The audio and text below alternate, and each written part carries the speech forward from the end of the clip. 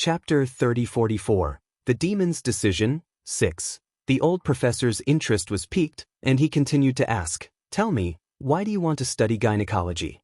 "I'm going to help my wife deliver a baby," the demon said confidently, while Lung Ruoxue wanted to cover her face.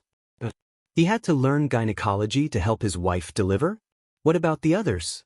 You're not going to care? The old professor was dumbfounded.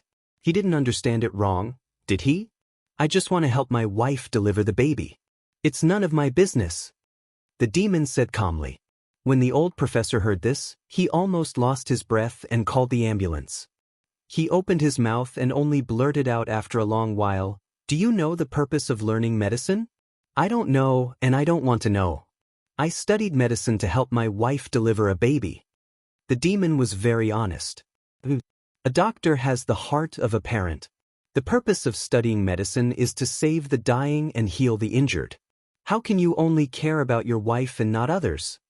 The old professor panted a few times before he could finish his sentence. "There are so many doctors, it's not like I'm the only one," the demon said indifferently. "But I'm the only husband my wife has, so I have to take care of her. Otherwise she'll be so pitiful. It's not like I don't want you to take care of your wife. I mean, you can't be so selfish. Being a doctor is such a sacred profession. If you only help your wife deliver after learning it, won't you lose your medical skills?" The old professor tried his best to persuade him, hoping that the demon would understand the duty of a doctor. However, the demon was a one-track mind. He insisted on only caring about his wife and not about anyone else. The old professor was so angry that he wanted to throw the blackboard eraser away. On the other hand, Lung Ruoxue felt rather consoled after hearing the demon's words. After all, they were not the saviors of the world. Moreover, cultivators had long seen through life and death, so they were cold to ordinary people who knew the cycle of life and death. Therefore, it was not difficult to understand why the old professor's words could not move them. However, the old professor was not willing to give up and had his eyes on Lung Ruoxue. He knew that the beautiful young woman in front of him was this brat's wife. This was no secret in the medical school. However, before the old professor could speak, Lung Ruoxue spoke first. "Don't try to persuade me, I'm not here to save the world." "Then what are you doing here?" The old professor was already gritting his teeth. These two kids were the only two students in their medical school this year. Were they all here to anger him? "I'm here to accompany my husband," Lung Ruoxue replied matter-of-factly. The old professor couldn't keep his calm anymore. Of the only two students this year, one was here to accompany her husband, and the other only wanted to study gynecology and obstetrics to help her deliver her wife. Neither of them really wanted to study medicine. What was going on? If word of this got out, wouldn't the other old guys he knew laugh their heads off? Thanks, a heavy atmosphere filled the spacious classroom. Lung Ruoxue was starting to feel sorry for the old professor. As far as she knew, this professor was a leading figure in the medical world and had students all over the world. But now, he was so angry that he almost had a heart attack. This was really a sin. After some thought, Lung Ruoxue didn't want to agitate the old professor too much, so she said in a gentler tone, "Professor, you don't have to worry too much. We'll learn what we need to learn and we'll get full marks for the exams. I just hope that you won't be too strict with us. Of course, when you want to show off to your old friends, you can still drag us out. We definitely won't embarrass you, that should be fine, right?" Lung Ruoxue knew that elders of this age liked to compare. They would compete with their sons, grandsons, and students. In short, they would not let go of anything that they could compete with. Moreover, the person in front of her was an old man. So, in order to be more at ease when studying, she was willing to give him some benefits. Clearly, Lung Ruoxue's words had hit the other party's soft spot. The old professor was still a professor in a medical school at this age. Wasn't he looking for a true successor? He would show it off when he needed it. He had thought that there would be two good seedlings, but who knew that neither of these two little fellows in front of him wanted to really study medicine. However, the old professor didn't want to make things difficult for him, so he only thought about it for a moment before nodding in agreement. In fact, he had no choice but to agree. Although the two little guys in front of him were young, they were not easy to kidnap. Therefore, the smart old professor could only take a step back and settle for second best. The old professor couldn't teach him immediately after knowing that the demon only wanted to study gynecology. After all, the basic knowledge of medicine still had to be learned. He couldn't just run away without even knowing how to walk, right? After explaining the logic to the genius expressed his understanding and asked to study at home. The old professor would directly teach him about gynecology in the next class. The old professor felt his balls ache when he understood the demon's meaning. He had heard of self-study in other departments, but he had never heard of it in the medical department. Could it be that their medical department was going to produce a self-taught talent this year? When he thought of Lung Ruoxue and evildoers' results, the old professor couldn't stay calm anymore. What a waste! How did he let these two become this year's top and second place? This caused him to look down on the other students. Now this was great. A single misstep would cause eternal hatred. The old professor deeply felt that he had fallen into the trap set up by this couple, and that he would never be able to climb out of it. However, he still kindly passed the thick stack of books to the demon and Lung Ruoxue and reminded them, "Go back and study yourself. If you don't understand anything, you can ask me anytime. I'll test you guys in the next class." After saying that, the old professor left with a hunched back and a heavy heart. When they reached home, Lung Ruoxue and the demon quickly flipped through the book that the old professor had given them. With their photographic memory, it did not take long for them to memorize the contents of the book without missing a single word. When it was time for class again, the old professor was hit hard again. The reason was naturally that he, as a leading figure in the medical world, could not stop the two little fellows. This made him feel very disappointed. However, he also saw two real self-taught medical geniuses, and he felt that with their current level, they could go to the hospital to be interns. Lung Ruoxue and the demon already had a solid foundation in their theoretical knowledge. The only thing they were lacking was a base. Of course, Genius didn't learn gynecology, which he wanted to learn the most. It wasn't that he didn't want to learn by himself, but the books the old professor gave him didn't have anything related to that. Now, the old professor was in a difficult position. Should he teach them himself or let the two little guys learn by themselves? It must be known that teaching these two students would be a heavy blow to any professor. Chapter 3045.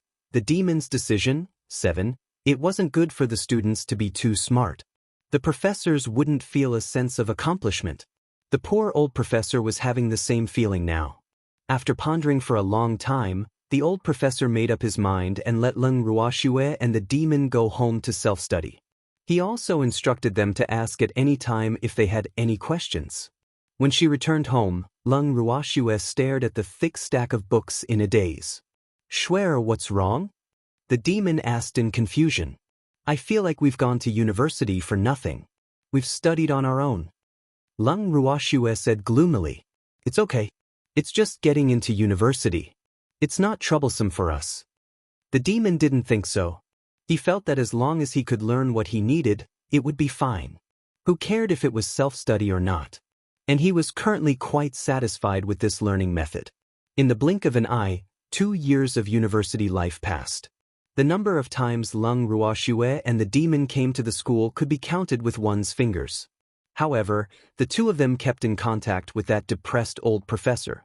The old professor loved and hated these two students at the same time, and his feelings were extremely complicated. A year ago, Lung Qingtian and the others had also passed the college entrance examination and became students of Netherblue University.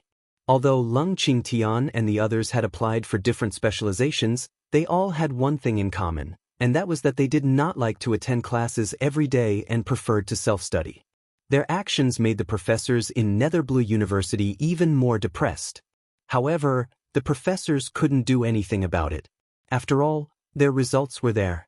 Even if they were self-taught, they often took the top 3 in each major during the exam, which made the professors love and hate them. However, Lung Ruoxue and the rest enjoyed such a life. In their eyes, a colorful campus could adjust their lives. Of course, if there weren't so many love-struck girls on campus, their little days would be even happier. Lung Qingtian and the others found joy in this, but Ji Kai and the beasts couldn't.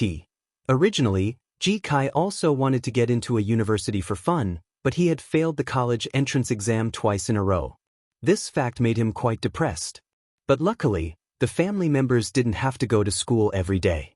This made the beasties feel a little more at ease. Just as Leng Ruoxue and the rest were enjoying their peaceful days, she suddenly received a red bomb. A wedding invitation. The owner of the wedding invitation was Chu Sen, who had appeared briefly 2 years ago. Looking at the red bomb in her hand, Leng Ruoxue could not understand. Hadn't the matter already been settled? Why did Chu Sen send her a wedding invitation? Could it be that he wanted to show off? Leng Ruoxue deeply felt that this was a possibility. Otherwise, there was no other way to explain the original intention of the other party sending her the wedding invitation. Just as Leng Ruoxue was hesitating on how to deal with this red bomb, Leng Qingtian and the others, who had already learned the truth from Qingju, decided unanimously that they would participate. This was also to clear Xue Er's name. Seeing that her grandfather and the rest were in high spirits, Leng Ruoxue could only go along with their wishes.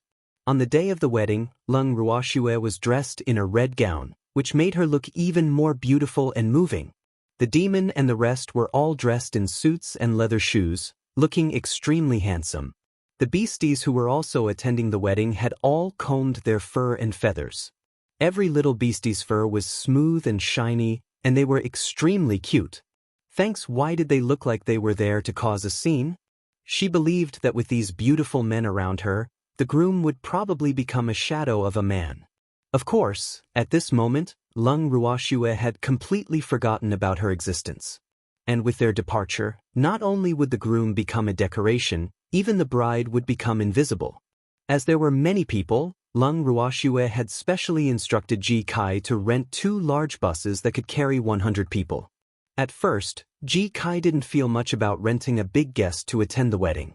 After all, they had more people, and the big guest was the cheapest. However, when Ji Kai saw the bus driver's conflicted expression, he realized that something was wrong. Wearing a suit and being a guest?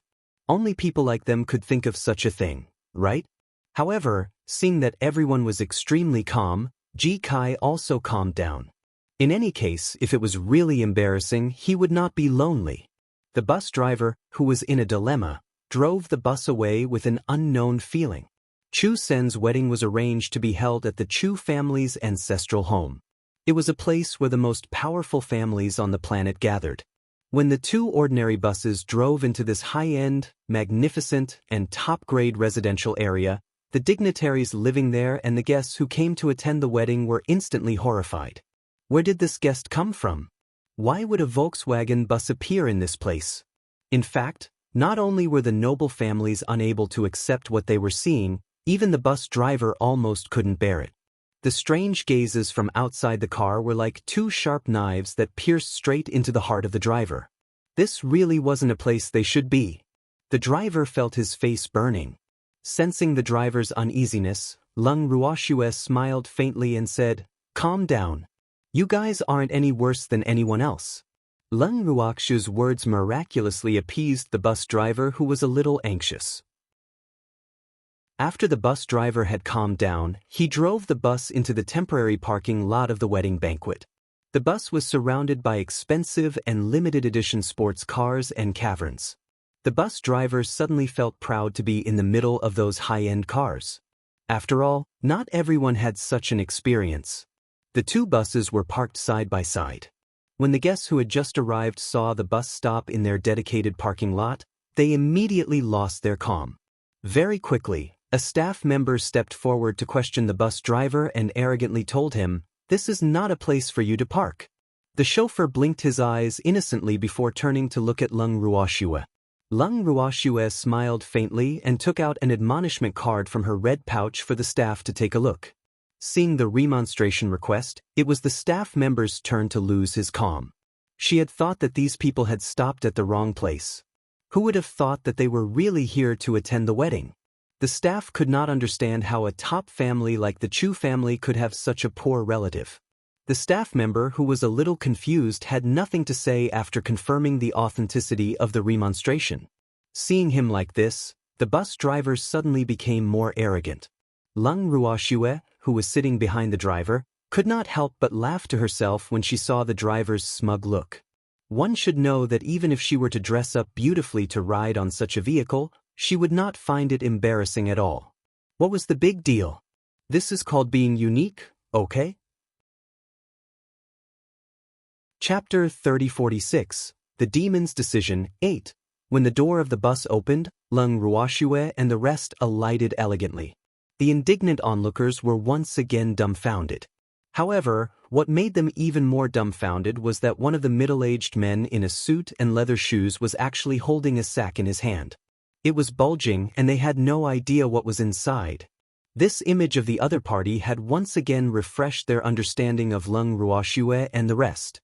However, Lung Ruoxue and the rest were extremely calm, as if the matter had nothing to do with them. When the staff member heard this, he instantly felt wronged. He hadn't even said anything, okay? However, Lung Ruoxue did not look at people's expressions when she was looking at them. Moreover, Green Vessel and Green Jade had already translated the thoughts of the staff members for her, so it was impossible for her not to know. All right, bring us to the wedding banquet. Lung Ruoxue didn't even give the staff a chance to speak and immediately gave her instructions. The staff member was helpless, but he could not just leave this group of people behind. Hence, he could only brace himself and lead the way for Lung Ruoxue and the others. When they arrived at the main entrance of the Chu family's ancestral residence, the person in charge of a 4S shop was standing at the door to welcome them. The moment he saw Lung Ruoxue and the evildoer, the corners of his mouth twitched uncontrollably. He couldn't understand why the two of them were here on the vice president's big day. He even brought a large group of people. What was he trying to do? Smash the place? The person in charge had already started imagining things. He would never have thought that Chu Sen would actually send a remonstration request to Lung Ruoxue and she would come to the banquet. The person in charge, who was in a dilemma, saw that Lung Ruoxue and the others were approaching and quickly went up to them. These two were not to be trifled with. Please don't cause any trouble on this joyous day. Lung Ruoxue glanced at the person in charge, who seemed to be on edge. She smiled charmingly and comforted him. Chu Sen invited us to his wedding. Don't be afraid, we're not here to mess things up. We're not here to ask you to fix your car. Poochie! Hearing this, Ji Kai couldn't help but laugh, while the person in charge's face turned red. Looking at the person in charge's constipated expression, Ji Kai comforted him kindly. Yes, don't be afraid. I've stopped getting into a car accident a long time ago. The person in charge didn't know what to say. He only felt that there were thousands of horses running wildly in his heart. Was this the main point? Was this the main point? The person in charge was deeply regretful. Why did he take on the job of welcoming guests? He even met Lung Ruoxue and the others. Looking at the huge lineup of the other party, the person in charge changed the topic and asked, I wonder who they are? My family. Lung Ruoxue explained simply.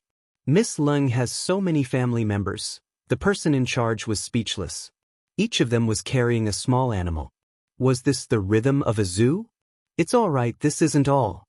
Lung Ruoxue smiled indifferently.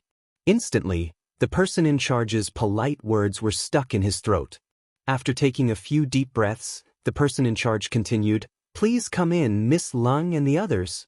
Thanks. As he watched Lung Ruoxue and the others leave, he looked at the things in his hands and felt an indescribable pain in his balls.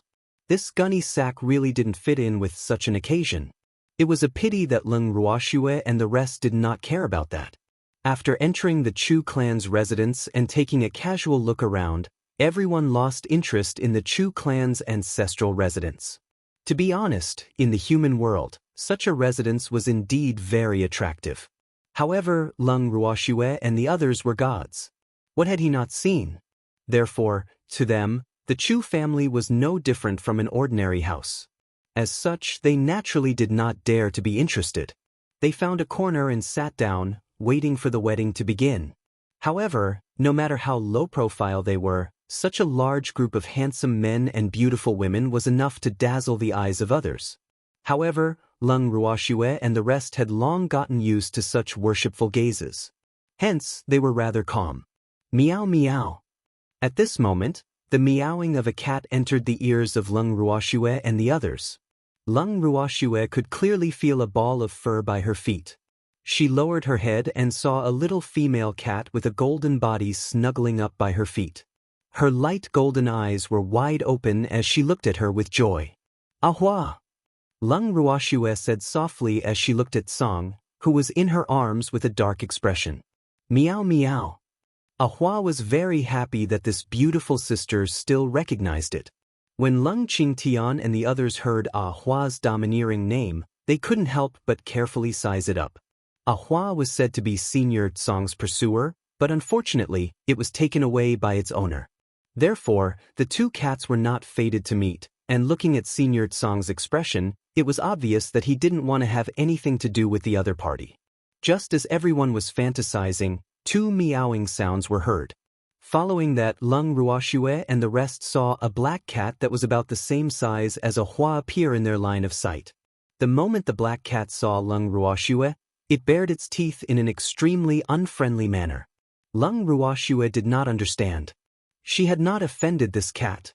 At this time, Ahua meowed at the black cat, and the black cat retracted its sharp teeth, but the expression on the cat's face was still quite unhappy. "Sister, this little guy isn't being mean to you," Green Vessel explained with a smirk. "What?" Lung Ruoxue did not understand. Everyone looked at Qingju curiously. "This black cat is Ahua's mate," Qingju explained with a smile. "I see." Now, what else did everyone not understand? At the same time, they all looked at Azure. Azure was so angry that all the fur on his body stood up.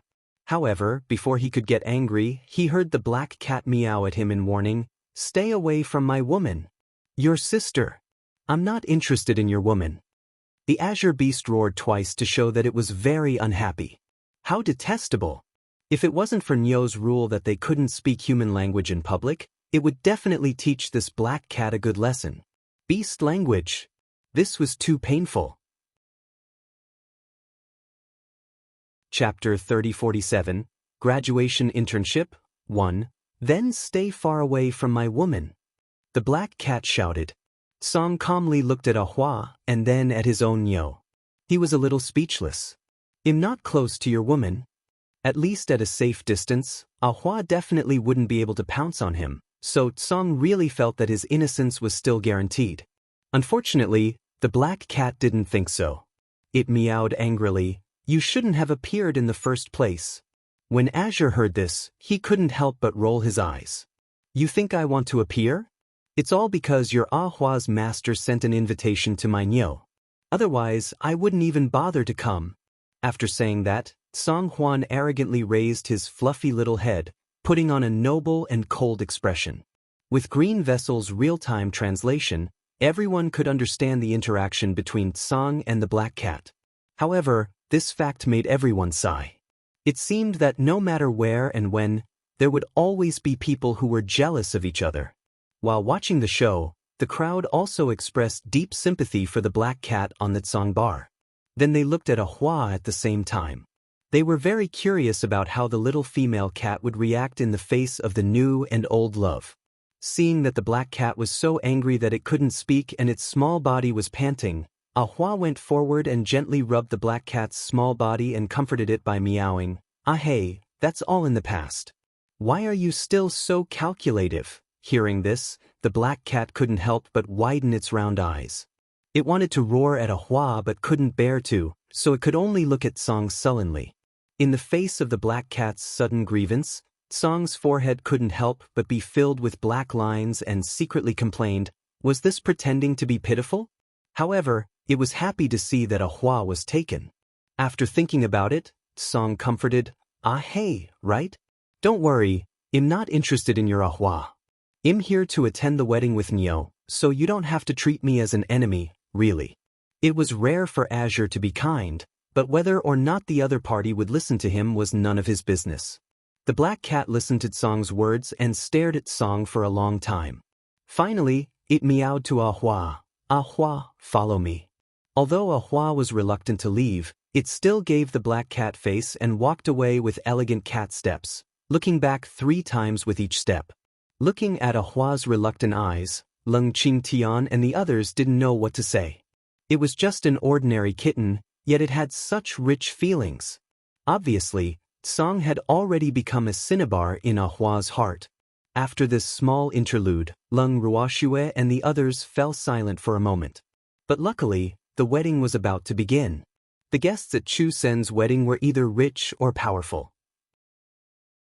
In order to match the Chu family status, his wedding was naturally quite luxurious. As the wedding approached, the guests were invited into the Chu family's luxurious banquet hall. After Leng Ruoxue and the rest entered, they were led by the waiter to their seats. However, due to the large number of people, one table could not fit them at all. Therefore, under the dumbfounded gazes of the other guests, they filled a total of 10 tables. It was quite eye-catching for so many people to come from a family, and normally speaking, no family could bring so many people at once, even bringing at least one beast with them. The guests who felt that there was chaos in the luxurious banquet hall were quite annoyed, but since they were guests invited by the Chu family, they could not say anything no matter how dissatisfied they were.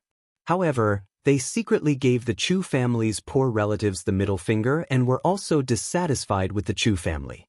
Thanks in reality, Chu Sen did not know why he would invite Leng Ruoxue and the rest to attend the wedding.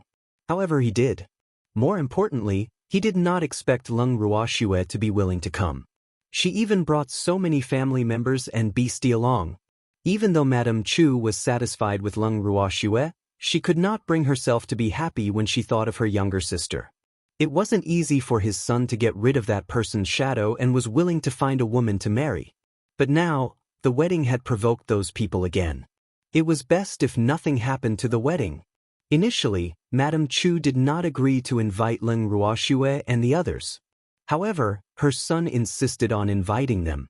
Under the circumstances where her repeated persuasion was ineffective, she could only agree.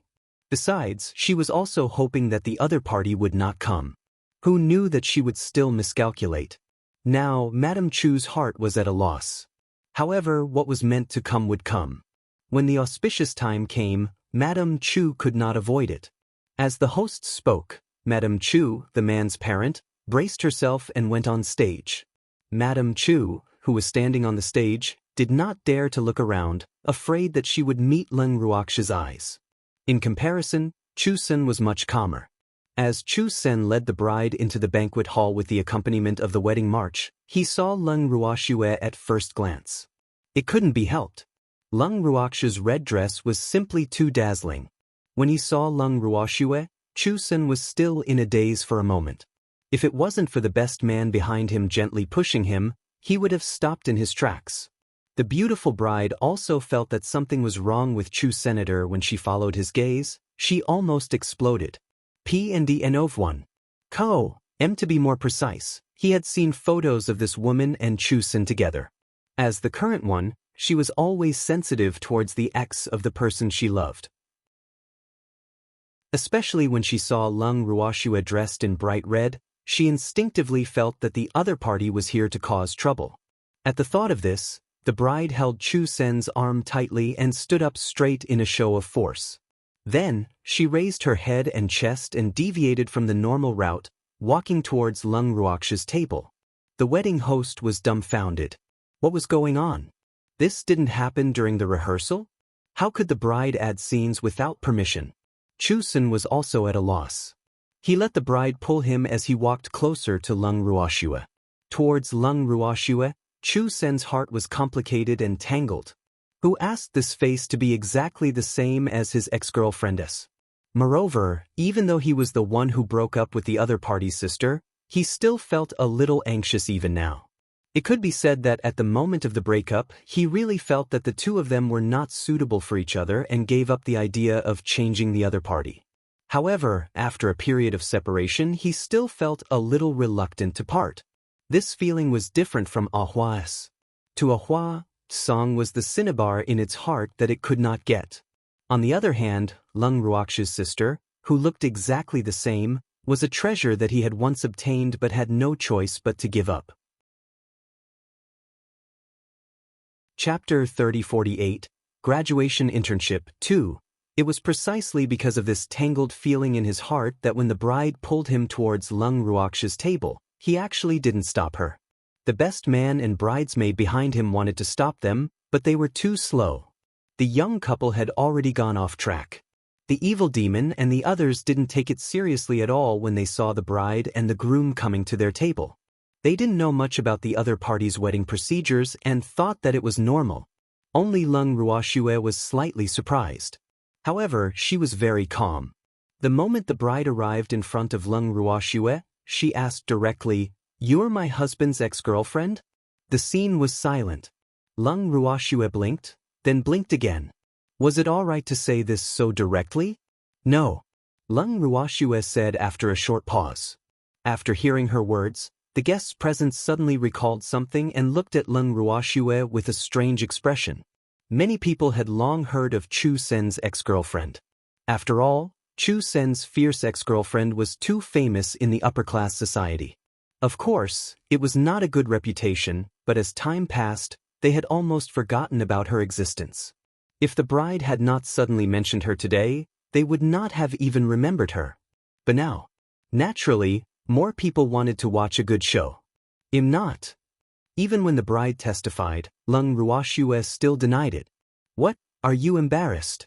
You actually don't dare to admit it. The bride was a little angry. She had to make the other party admit it. Otherwise, the other party's noble appearance in a gown without saying a word would make her lose. One had to know that today was her big day. How could she allow another woman to steal her limelight? With this thought in mind, the bride had to force Lung Ruoxue to admit it. Lung Ruoxue couldn't help but smile. That smile was like 100 flowers blooming, dazzling the eyes of everyone present. The bride was so angry that she was about to explode. She was indeed a vixen, only knowing how to seduce men. Lung Ruoxue, who knew what the other party was thinking, felt that she was being wronged. However, seeing that the other party was a bride, she still greeted him. "Why wouldn't I dare to admit it? I'm really not your husband's ex-girlfriend. I can't just randomly admit to other men, right? Chu Sen, what do you think?" Lung Ruoxue then turned to Chu Sen and asked. "She really isn't?" Chu Sen, who had been in a daze, suddenly came back to his senses when he heard Lung Ruoxue's words. "Why not? Do you need me to take out a photo of the two of you to compare?" The bride said angrily. "The person you're talking about is my sister." Lung Ruoxue, who knew that she could not count on Chu Sen, continued. "Younger sister? Who are you trying to fool?" The bride did not believe Lung Ruoxue's words at first, but Lung Ruoxue expressed that she had tried her best. Not wanting to continue wrangling with the bride, Lung Ruoxue directly told Chu Sen, "Chu Sen, settle your woman yourself. Fun, she really isn't." Hearing Lung Ruoxue's cold tone, Chu Sen couldn't help but shiver as he hurriedly replied. "What? You still want to hide it from me? You think I don't know?" The bride, Fin, was stubborn, and no one could talk her out of it. Madame Chu quickly walked over and pulled the bride over. "Fin, you've got the wrong person. She and Ah Sen's ex-girlfriend are twin sisters. I've seen both of them." Thanks, but fortunately, the wedding finally went on as planned, and the wedding host also heaved a sigh of relief. Afraid that there would be any more accidents, the hosts of the wedding procedures sped up the process. Of course, this was also the Chu family's intention. After the entire process was over, it was the newlyweds' turn to toast. After toasting to many tables of brides, who had always been normal, they smoked again when they saw Lung Ruoxue and the rest eating their food gracefully. Seeing that Lung Ruoxue and the others were ignoring her, the bride was extremely unhappy. She directly snatched the wine bottle from the bridesmaid's hand and smashed it on the table. Then she shouted, "I'm here to propose a toast." Upon hearing this and seeing the bride's bold and unrestrained behavior, all the guests present were a little confused. What was this? The guests couldn't understand. She already said that she wasn't your man's ex-girlfriend. Why was the bride still making a scene? It wasn't just the guests who didn't understand. Madame Chu didn't either. Madame Chu's expression was not very good. She could not understand why her noble and dignified daughter-in-law, who came from a prestigious family, treated Lung Ruoxue like her mortal enemy when she saw her. Didn't she already explain it clearly? As for Lung Ruoxue, when she saw the bride's provocation, she only smiled faintly and said, "Are you going to give me a toast?" "Yes. Do you dare to drink it?" Fin asked loudly. "I'm sorry, I'm not feeling well and can't drink, but my man can drink in my place." Lung Ruoxue said with a smile. "Then drink it." The bride, Fin, agreed. "If you let us drink a bottle, shouldn't you drink a bottle too?" Lung Ruoxue asked calmly. "No problem." The bride nodded her head. Today, she was finally going against Lung Ruoxue. Fin, Chu Sin couldn't help but stop her. However, Fin glared at Chu Sin in anger. "Don't you care? I want to drink with her." Don't you care?" Lung Ruoxue chuckled. Chu Sin was very uneasy. He knew that these people in front of him were not to be trifled with. He really didn't want Fin to go against the other, but it was obvious he couldn't stop her. Seeing that Fin had already picked up a bottle, Chu Sin thought for a moment before snatching the bottle from her and drinking it. A few minutes later, Chu Sin's face was red after he finished the bottle of wine. Lung Qingtian stood up and patted Chu Sin's shoulder. "Young man, your alcohol tolerance is not bad. This old man will also give you a bottle. Hey, race a toast to you." When everyone heard this, they were once again in a state of confusion. They didn't know that a toast was the trend now. At this moment, there were already stars shining in front of Chu Sen's eyes. However, when he saw Lung Qingtian, he still politely asked, "And you are?" "I'm Shui Er's grandfather," Lung Qingtian said with a smile. "So it's Grandpa." Chu Sen said happily after hearing Lung Qingtian's self-introduction. "Yes, drink." Lung Qingtian patted Chu Sen's shoulder and played along.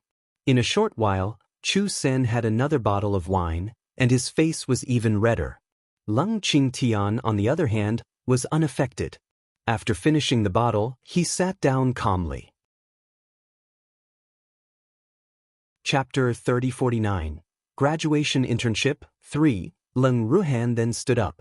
10 minutes later, everyone at Lung Ruoxue's table, except for her, toasted a bottle to Chu's senator. Unfortunately, Chu Sen collapsed heroically.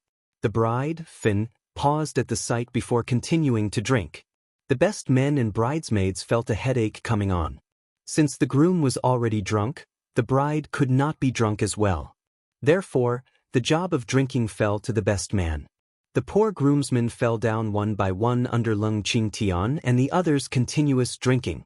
In the end, only the bride and bridesmaid were left. Seeing that the other party had the intention to continue drinking, the bridesmaids also wanted to get drunk. The bride, Fin, saw that the other party's alcohol tolerance was so good, and she couldn't even hold up to him. She felt embarrassed, so she made up her mind and went to drink. After a bottle of wine, the bride passed out. At this time, there were still many tables that had not been toasted. This fact made the bridesmaids feel a collective pain in the ass. After drinking a lot of hangover soup, the bride, groom, and best men were finally woken up, and the toasting process continued. The bride also felt the severity of the situation. After she woke up, she did not cause any more trouble for Lung Ruoxue and went to continue toasting. To Lung Ruoxue, if someone didn't offend her, she wouldn't take the initiative to offend them. Thus, she buried her head in the food she liked and didn't care about anything else. After she got pregnant, she became the king of her stomach. The Chu family's wedding banquet was not a low-end one, and many of the dishes were to her taste, so she ate happily. After a round of toasts, the bride, who was swaying as she walked, felt unhappy again when she saw Lung Ruoxue eating so happily. She went straight to Lung Ruoxue's table and shouted, "Let's continue drinking." Lung Ruoxue raised her head, feeling a little impatient. "Is there no end to this? Drink." Lung Ruoxue said helplessly, but she could not help but feel disgusted in her heart. Fin opened the bottle and started drinking.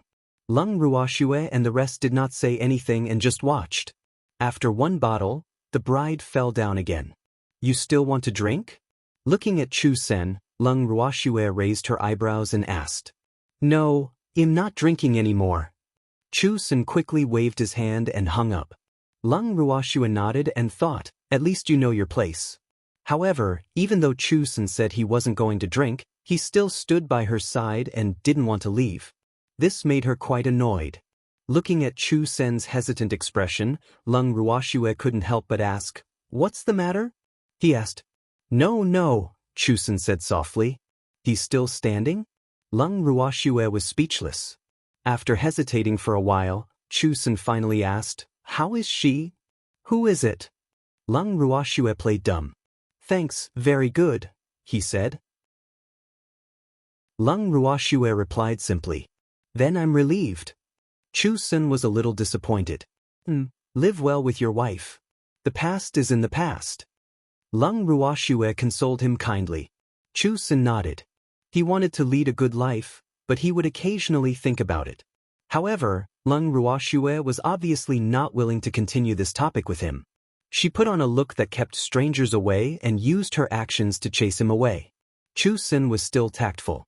He knew that Lung Ruoxue did not like to talk to him anymore, so he did not continue to annoy her and turned to leave. The best men naturally left with Chu Senator. However, most of these best men were Chu Sen's good friends.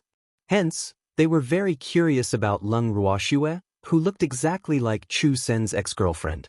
No one could understand why Chu Sen didn't like such a beautiful and noble woman, but that vulgar woman?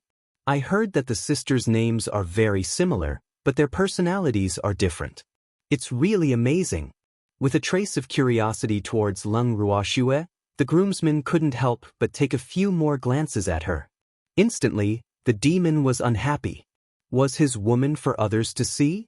The cold air around him was released slightly, and everyone present could clearly feel that the temperature in the room had dropped a lot. However, no one would have thought that the main culprit of the drop in temperature was a demon. Chu Sen's wedding finally ended. Madame Chu, who had been breaking out in cold sweat, could finally heave a sigh of relief. Lung Ruoxue and the rest had also become the focus of the wedding. Of course, what everyone talked about the most was still their unique mode of transportation, the bus. After that, the bus really became popular. When the crowd saw Lung Ruoxue and the rest wearing formal attire and sitting on the big guests in a surprisingly harmonious manner, they couldn't help but try it out as well. However, they naturally wouldn't take an ordinary bus. Hence, many famous RV1 companies received orders for buses. It was naturally happy to have business, but the bus business was quite a pain in the ass for those famous RV companies. This was not their specialty. When Lung Ruoxue heard this news, she couldn't help but laugh out loud. However, she also had something to worry about. After the wedding, the bride went crazy and actually pestered her, sparing no effort to invite her to tea. "What kind of tea is that? Are they close to you?" Lung Ruoxue kept finding excuses to reject her, but it only made the bride braver and braver.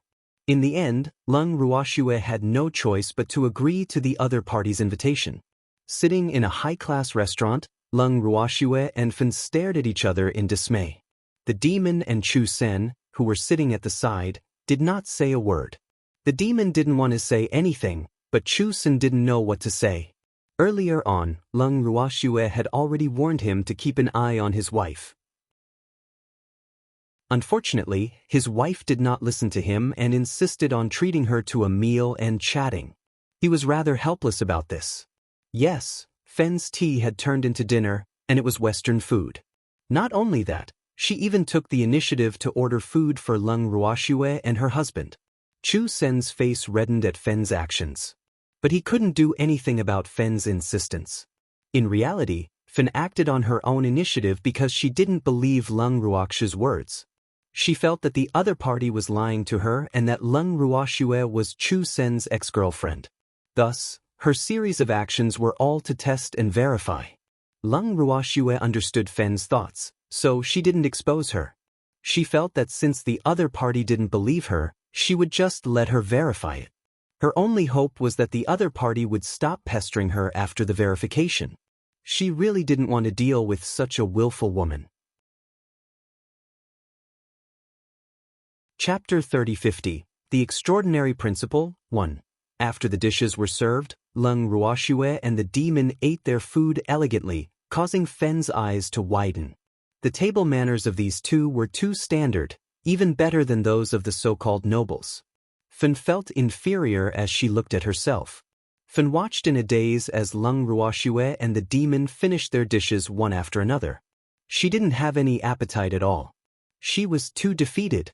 Fin suffered a huge blow, but she still didn't give up on testing Lung Ruoxue. After the meal, Fin suggested a movie. P&D of one. After Fen's series of tests, Lung Ruoxue and the evildoer's performance was impeccable. In the end, Fin finally gave up. After settling Fin, Lung Ruoxue and the others' lives went back to normal. 2 years later, Lung Ruoxue and Monster University had graduated. Initially, the medical course required 7 years of study. However, the two of them had self-studied too quickly and completed their studies in 4 years.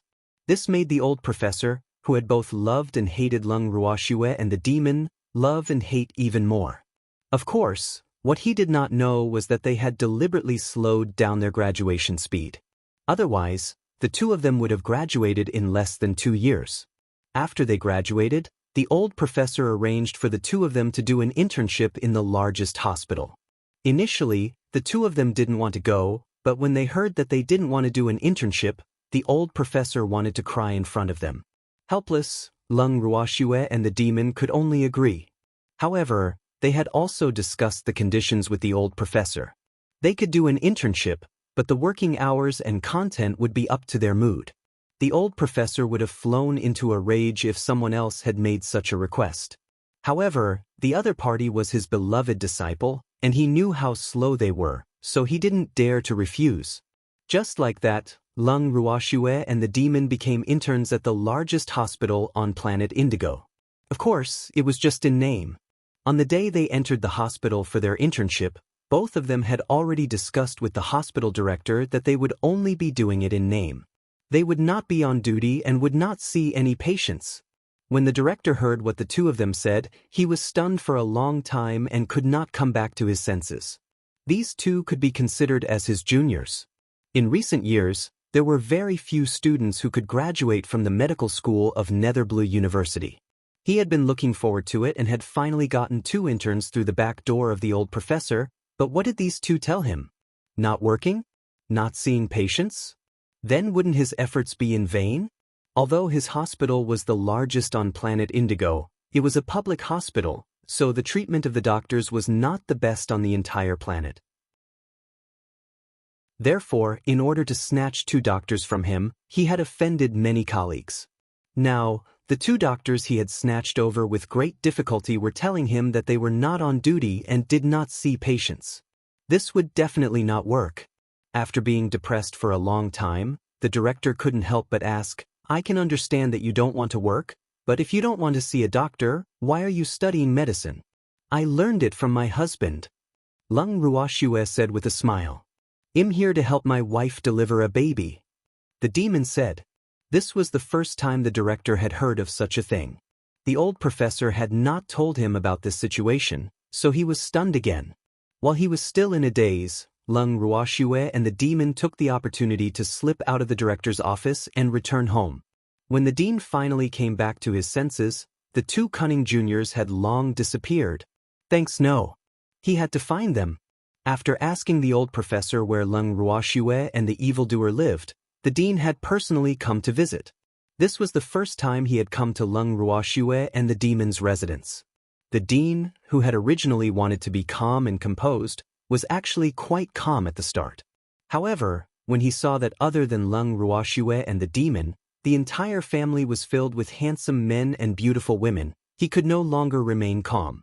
"Look at how she's grown." All of them were so handsome that one couldn't take their eyes off them. After that, he saw that the house was filled with all kinds of beasts, and it became even more chaotic. The director, who deeply suspected that he was in a zoo, didn't know how to react for a moment. However, seeing the beasts and humans getting along so well, he also felt that it was quite magical. One had to know that these beasts were all raised by others. Other than the beautiful red macaw, there was also a white tiger. Not only that, but the tiger also lived with the rabbit and the cat. This was really unbelievable. Don't tigers want to eat rabbits and cats? It could be said that the director's curiosity had been completely piqued. Even at this moment, he had forgotten his purpose for coming here, his eyes only staring at the beasts without blinking. The director looked at the beasts while Lung Ruoxue and the rest stared at the director. Song, who already knew the dean's thoughts, felt a deep disdain for this half-grown old man's thoughts. Would a tiger dare to eat it? He's got guts. Who knew who would eat who? Thinking of this, Song couldn't help snorting coldly. He glanced at Bai Su with a dangerous gaze, which immediately made Bai Zu's hair stand on end. If it sensed danger, how could it break through? Bai Su glanced at it from the corner of his eye and lowered his head again. His small body couldn't help but move closer to Lung Qingshan's feet. With Master's grandfather around, that cat probably wouldn't dare to be too presumptuous. However, it could clearly feel that the old man's gaze made the cat unhappy. Bai Su silently glared at the dean and moved to Lung Qingshan's side. At the same time, he heaved a sigh of relief. He was finally safe. The director had no idea why the white tiger cub was suddenly glaring at him, and he was completely baffled. However, out of his love for cute little beasts, he couldn't help but pick up a rabbit. In reality, he wanted to hug the little white tiger more, but the little white tiger didn't seem to be very friendly to him. So after thinking for a long time, he still didn't dare to make a move and picked a safe beastie to hug. Unfortunately, rabbits weren't for anyone to hug. So just as he picked up the rabbit, a certain extremely displeased rabbit stretched out its paw and scratched him. In an instant, a few claw marks appeared on the director's hand. "Arg! I've been scratched." Immediately, a shrill scream was heard. A certain rabbit took the opportunity to jump out of the headmaster's palm. The director, who was being scratched, raised his head to look at Lung Ruoxue and the demon, feeling wronged. He repeated, "I've been scratched." Why didn't his juniors have any reaction when they saw him being scratched? It really broke his heart. Is there still love between classmates? Yes, I saw it. Lung Ruoxue nodded. "Junior, I was scratched by your rabbit. You have to take responsibility." The director took the opportunity to say. Chapter 3051, Headmaster Qi Xiang, 2, What responsibility? Lung Ruoxue played dumb. "I've been scratched." The director emphasized. "I saw it. It's not a serious injury. I'll be fine in 2 days." Lung Ruoxue smiled. "How can it not be heavy? You're also a medical student, so you should know how serious it is to be bitten by a beast. If there's a rabies virus, you'll die." The director said with tears in his eyes. "Don't worry, you won't die." Lung Ruoxue was speechless. "It doesn't matter if I can die or not. I was scratched by your rabbit, so you have to be responsible for me." The dean said like a rascal. "All right, I'll pay for your injection." Lung Ruoxue said helplessly. Although she really wanted to say that her rabbit wasn't sick, she could tell that the director wouldn't believe her. So, she couldn't be bothered to say it. After all, an injection didn't cost much. "No." When the director heard this, he immediately objected strongly. "No? So, I don't need to report?" Lung Ruoxue said with a smile. "I can afford the injection, but your rabbit scratched me and hurt me physically and mentally, so you have to compensate me for the emotional damage, or I'm not done with you." The director said angrily, but in his heart, he couldn't help but praise his own wit. He didn't believe that with his intelligence, he couldn't get these two little guys who he loved and hated back to the hospital. It was the director's good idea to use the scratch to get Lung Ruoxue and the demon to work in the hospital. What a pity! He had calculated the wrong person. "How much do you want?" Lung Ruoxue asked curiously after hearing the headmaster's words. "I don't want money. I just want you to go back to work at the hospital." The director stated his purpose. "I'm sorry, but that's impossible." Lung Ruoxue rejected. She had long seen through the principal's ill intentions. It was a pity that the other party was destined to fail. This was because neither she nor the demon would obediently go to the hospital for an internship. This was also the condition that they had discussed with the old professor back then. Otherwise, they would not have agreed. "Why not? Your rabbit scratched me, shouldn't you compensate me?" The dean said with a face full of grief and indignation. "How detestable! How detestable! How could this girl be so detestable? He was clearly trying to renege on his debt. No, he would not allow such a thing to happen. The director made up his mind. Even if he had to go back on his word, he had to get these two guys back to the hospital. Moreover, he had made a bet with the old professor because the old professor had reminded him before he came that he couldn't force these two little guys and he couldn't put on the airs of a dean. Otherwise, he would definitely not be able to achieve his goal. Before he came, he had thought of countless plans. The only thing he did not expect was to be scratched by Lung Ruox's rabbit. However, this seemed to be an opportunity given to him by the heavens, so he decided to seize it. But now, he had seized the opportunity. However, Lung Ruoxue did not seem to want to take responsibility, nor did she feel guilty. How was he going to resolve this? But when the dean heard this, he immediately exploded. Saved? In your dreams. I don't want money, but I want people. You and your man will have to go back to the hospital tomorrow. Otherwise, I'm not done with you. The director shouted at the top of his voice. I'm not going back. Lung Ruox's red lips parted slightly, spitting out two words that were enough to make the dean vomit blood. The dean was about to explode from anger. He glared with fire spewing out of his eyes and said, I have to. This is the compensation you're giving me. This is the compensation you asked for, but I have the right to refuse. Lung Ruoxue said, refusing to budge. Thanks, sue me? Where should we go? Lung Ruoxue asked out of curiosity. I'll sue you in court. The director was stunned by Lung Ruox's words and only spoke after he regained his senses. All right, go ahead and sue. But may I ask, Mr. Director, what is my crime? Lung Ruoxue asked with a smile. The crime is not compensating my mental loss. The director thought for a moment and said, Pfft. Upon hearing this, Lung Qingtian and the others couldn't help but laugh. This crime was too ridiculous. Seeing that someone was laughing at him, the dean's face flushed red as he roared, What are you laughing at? It's like this. Yes, director. You're welcome to sue. They'll get a lawyer to wait for you. Lung Ruoxue said with a smile. Schwer, why are you still hiring a lawyer? I'm a law student. At this moment, Lung Ruhan spoke. Upon hearing this, the director was a little dumbfounded. Wasn't she afraid of him suing her? How did this happen? I didn't scare him. The director was worried. Why was this little girl so difficult to deal with? Actually, before the dean came, the old professor had only told him about the conditions that Lung Ruoxue and the demon had proposed. He had not told him about his junior's personality. Otherwise, he would never have come up with such a terrible idea. Now, he was in a difficult position. The heartbroken director looked at Lung Ruhan with sorrow and resentment. His eyes were full of accusations. Lung Ruhan felt so wronged. He only wanted to help his sister save some money and had no other thoughts. However, this dean seemed to hate him, but he was not afraid. Lung Ruhan, who did not take it seriously at all, picked up the teacup and sipped her tea leisurely. She did not even look at the director. Lung Ruoxue didn't bother with the director anymore. She could do whatever she wanted with this unreasonable old man. With that thought in mind, Lung Ruoxue immediately pulled the evildoer upstairs to rest. A pregnant woman can't afford to be hurt.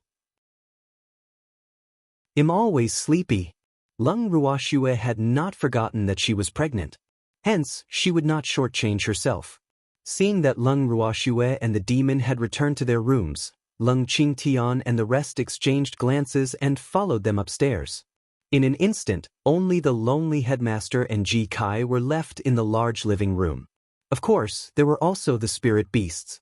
The headmaster, who could only stare at Ji Kai and the other beasties, was dumbfounded. What was going on? Why did they all leave? He was a guest.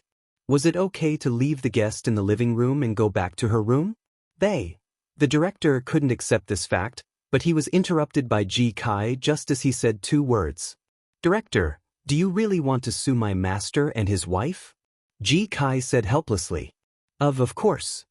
The director braced himself and said, Then you should go back and prepare. Don't waste any more time.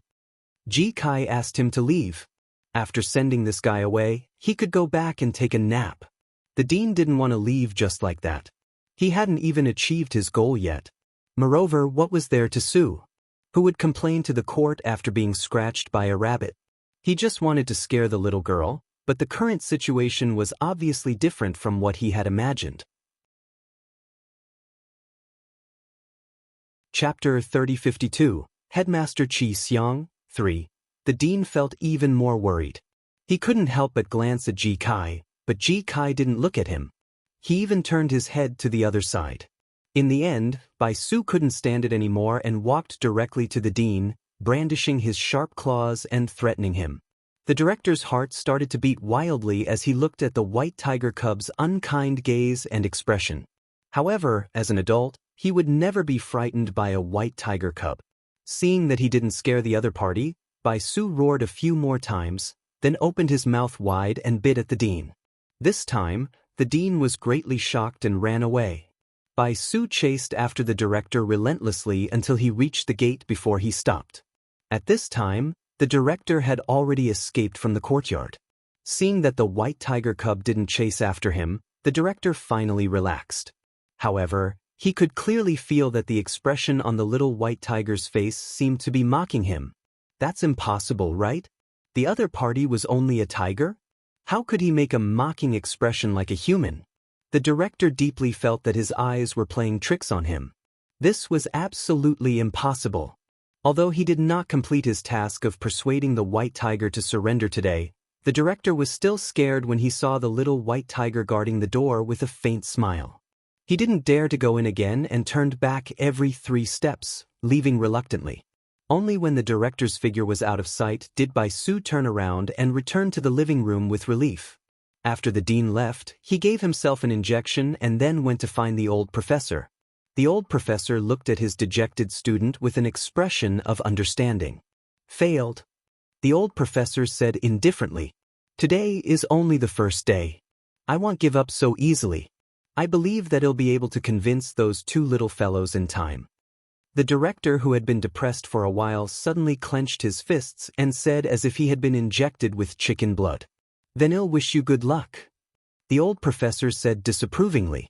It had been 4 years, but he had not been able to change the young couple's mind. Therefore, he believed that if he could not do it, no one else would be able to. However, the dean obviously didn't think so, so the old professor could only helplessly let him do as he pleased. The dean was also the type of person who became braver the more he was defeated. After collecting some information on Lung Ruoxue and the demon from the old professor, he left and went back to think about a battle plan. It was clear that he had already treated Lung Ruoxue and the evildoer as 2 tough bones to chew. He was determined to conquer these 2 bones. Otherwise, he wouldn't stop. The next day, the director came to visit again. Upon seeing him, Lung Ruoxue immediately asked, "Director, are you here to give me a court summons? I hope that we can resolve this in private."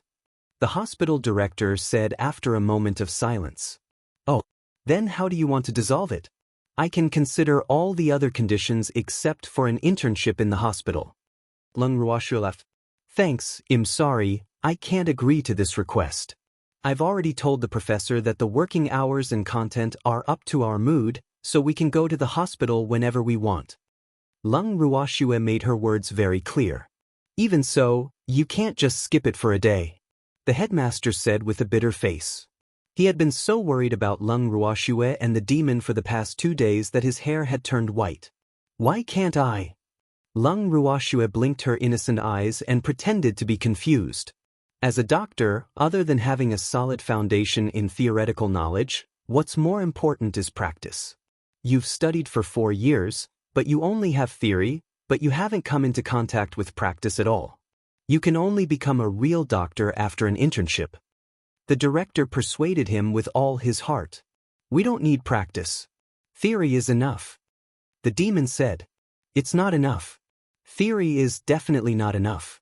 Junior, aren't you going to give birth to a baby for your junior in the future? If there was no practice, how could they deal with unexpected situations?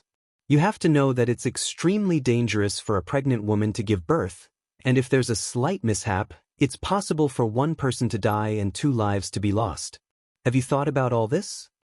The director roared with a face full of disappointment. The evildoer had never thought of these. After hearing the headmaster's words, the evildoer turned to look at Lung Ruoxue and asked softly, "Honey, do we need practice?"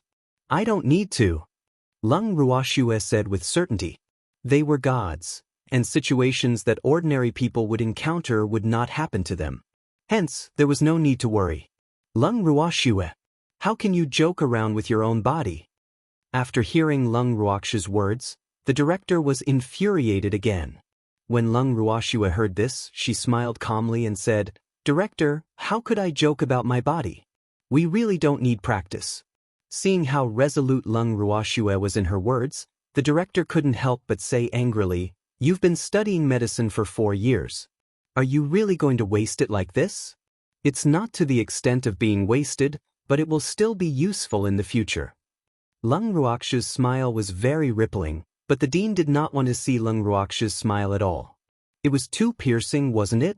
Furthermore, he was even angrier that Lung Ruoxue did not take her own body seriously.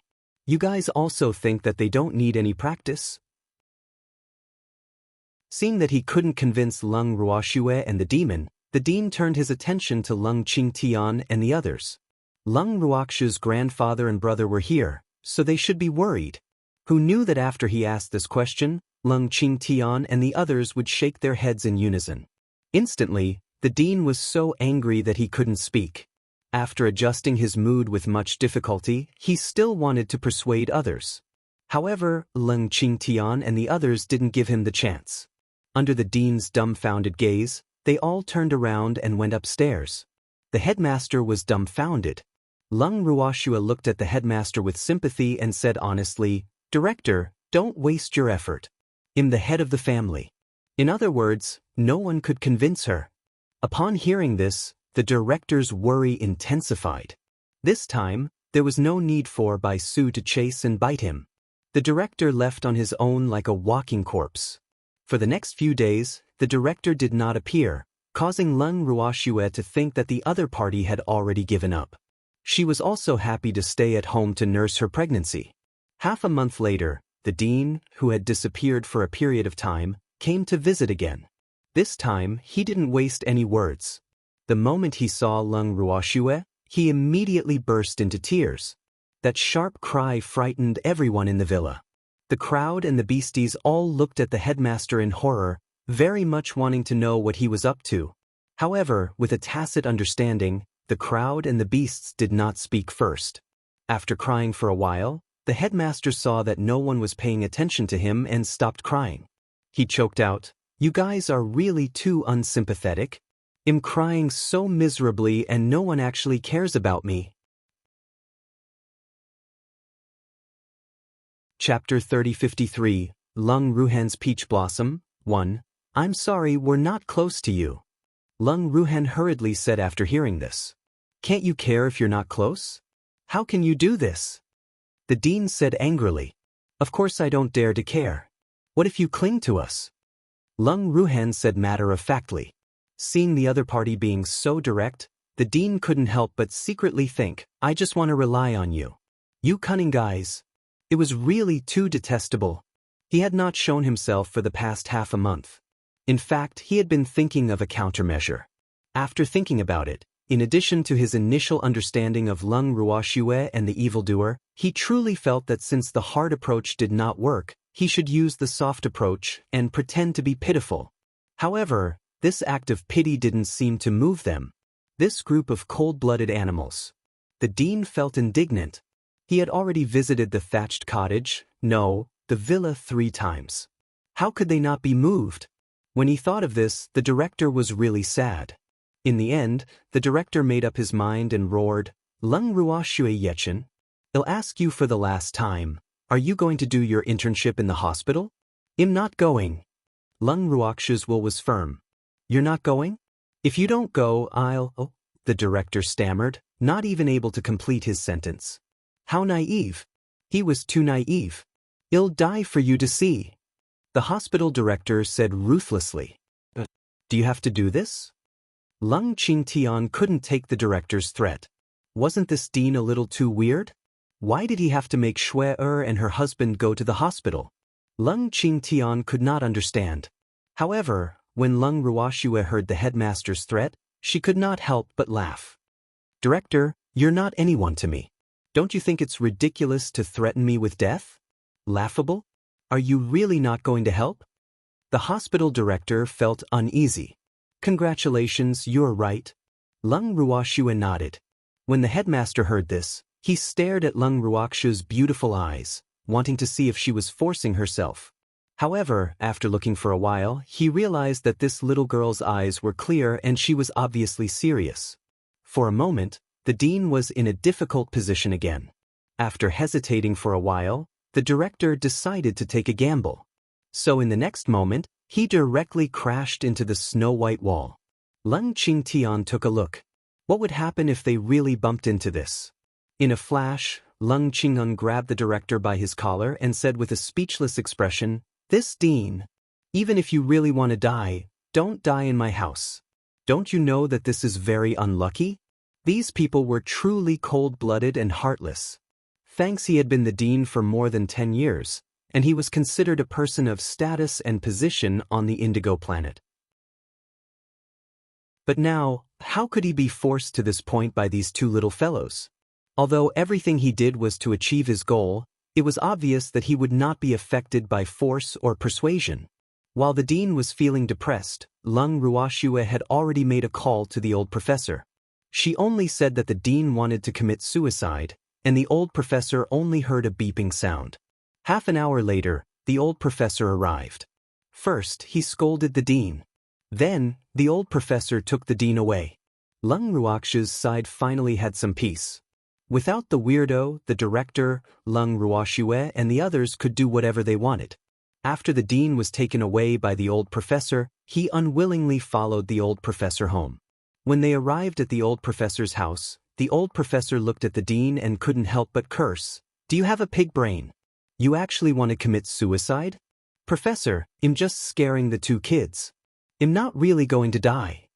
The hospital director said with an embarrassed yet ingratiating smile. "Idiot. You don't have any relationship with them, so why would they care if you die or not?" The old professor was really disappointed. The dean was in his 40s this year, which was the prime age for him to do his work. The old professor had thought highly of him, but now he deeply felt that his student's IQ was really lacking. There should be some sympathy. The hospital director could not help but whisper, "There is my ass.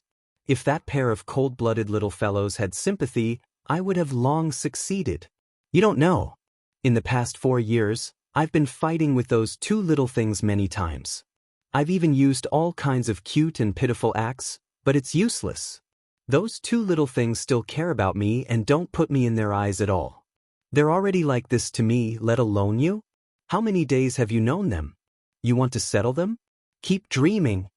The old professor roared. This roar also spoke the words in his heart. In fact, he was still quite balanced in his heart about the dean's defeat. Otherwise, if a certain dean had succeeded in one go, he would be depressed to death. And these thoughts in his heart also caused the dean to be dumbstruck. So that's how it is. No wonder the teacher wanted to bet with him. So the teacher was not optimistic about him at all. For a moment, the director was filled with grief and indignation. He was indignant because the professor knew the character of the two little guys, but he still tricked him into making a bet. Wasn't this clearly a trap? The dean looked at the old professor with a resentful gaze, which made the old professor feel a little guilty. However, the old professor still thickened his skin and said, "There's no point in you looking at me. I can't handle those two little guys. Otherwise, I wouldn't have agreed to their conditions. Is there really no other way?" The director asked worriedly. "I have no choice." The old professor said in a desperate manner, "AI, if you really can't do it, just give up." After a pause, the old professor continued. In any case, he didn't have any hope for the two little guys. When the director heard this, he was very reluctant. Those two little guys had very good aptitudes, and out of love for talent, he was really unwilling to give up just like that.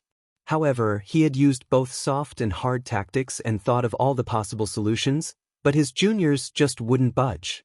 This made him so worried that his hair turned white. After thinking for a long time, the director finally decided, I still want to try. If you don't want to give up, then try it.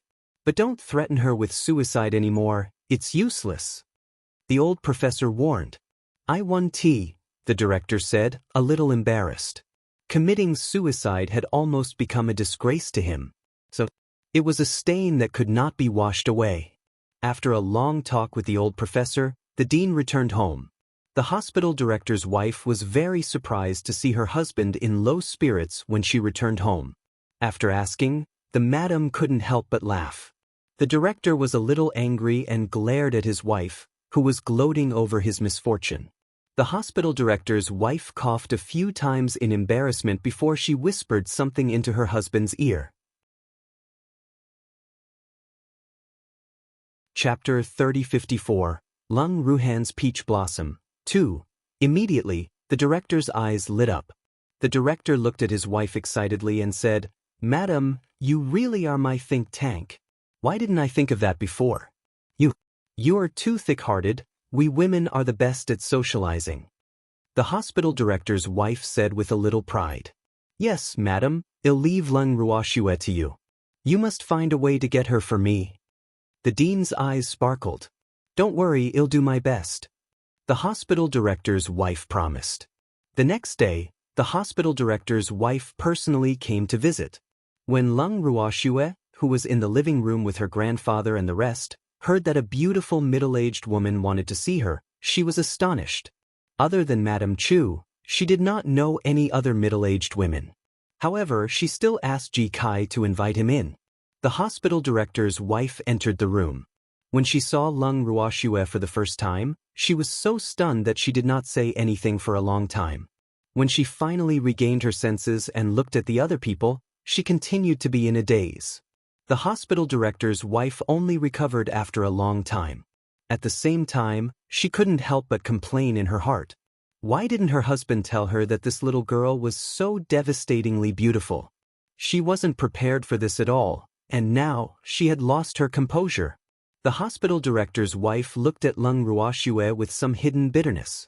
She introduced herself and made it clear that she was only here to visit them on behalf of the hospital director.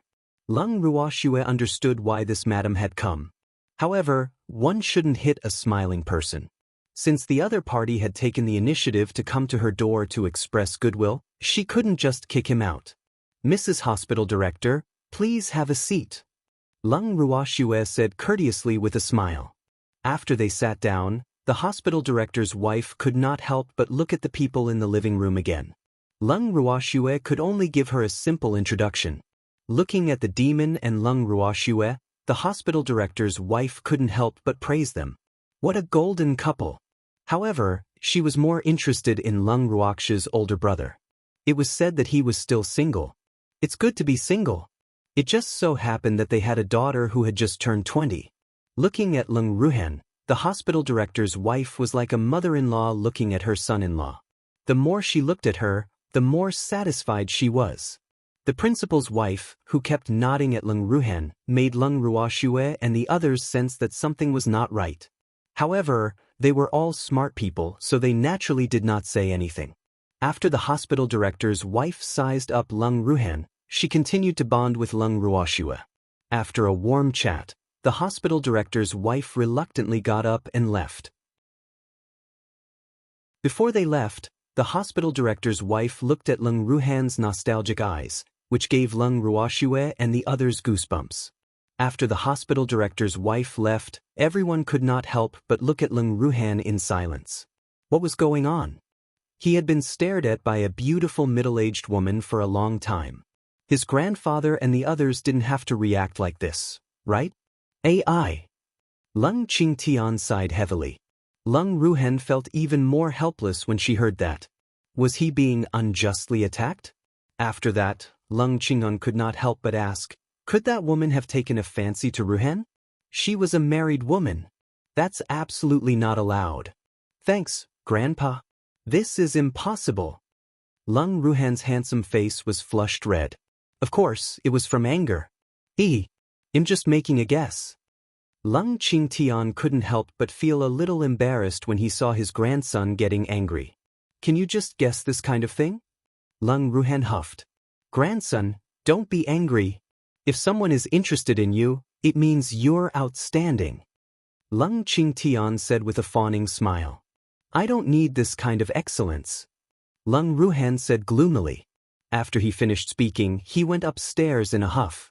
Grandpa, you're really an old kid. How can you joke about this kind of thing? Lung Ruoxue was a little speechless. Her grandfather was really getting more and more mischievous as he lived.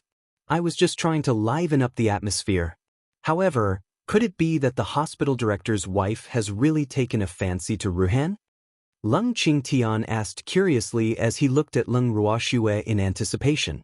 Yes, I do. Lung Ruoxue nodded. She just wanted her brother to be her son-in-law. Of course, Lung Ruoxue didn't explain too clearly due to her bad taste. When Lung Qingtian and the others heard this, they couldn't help but widen their eyes in shock, as if they had heard some kind of fantasy. Looking at the disbelieving crowd, Lung Ruoxue laughed evilly. She then pulled the evildoer and went upstairs. Back in the room, the evildoer hugged Lung Ruoxue as they lay on the bed. He then asked in a gossipy manner, Shuer, did that old woman really take a fancy to your brother?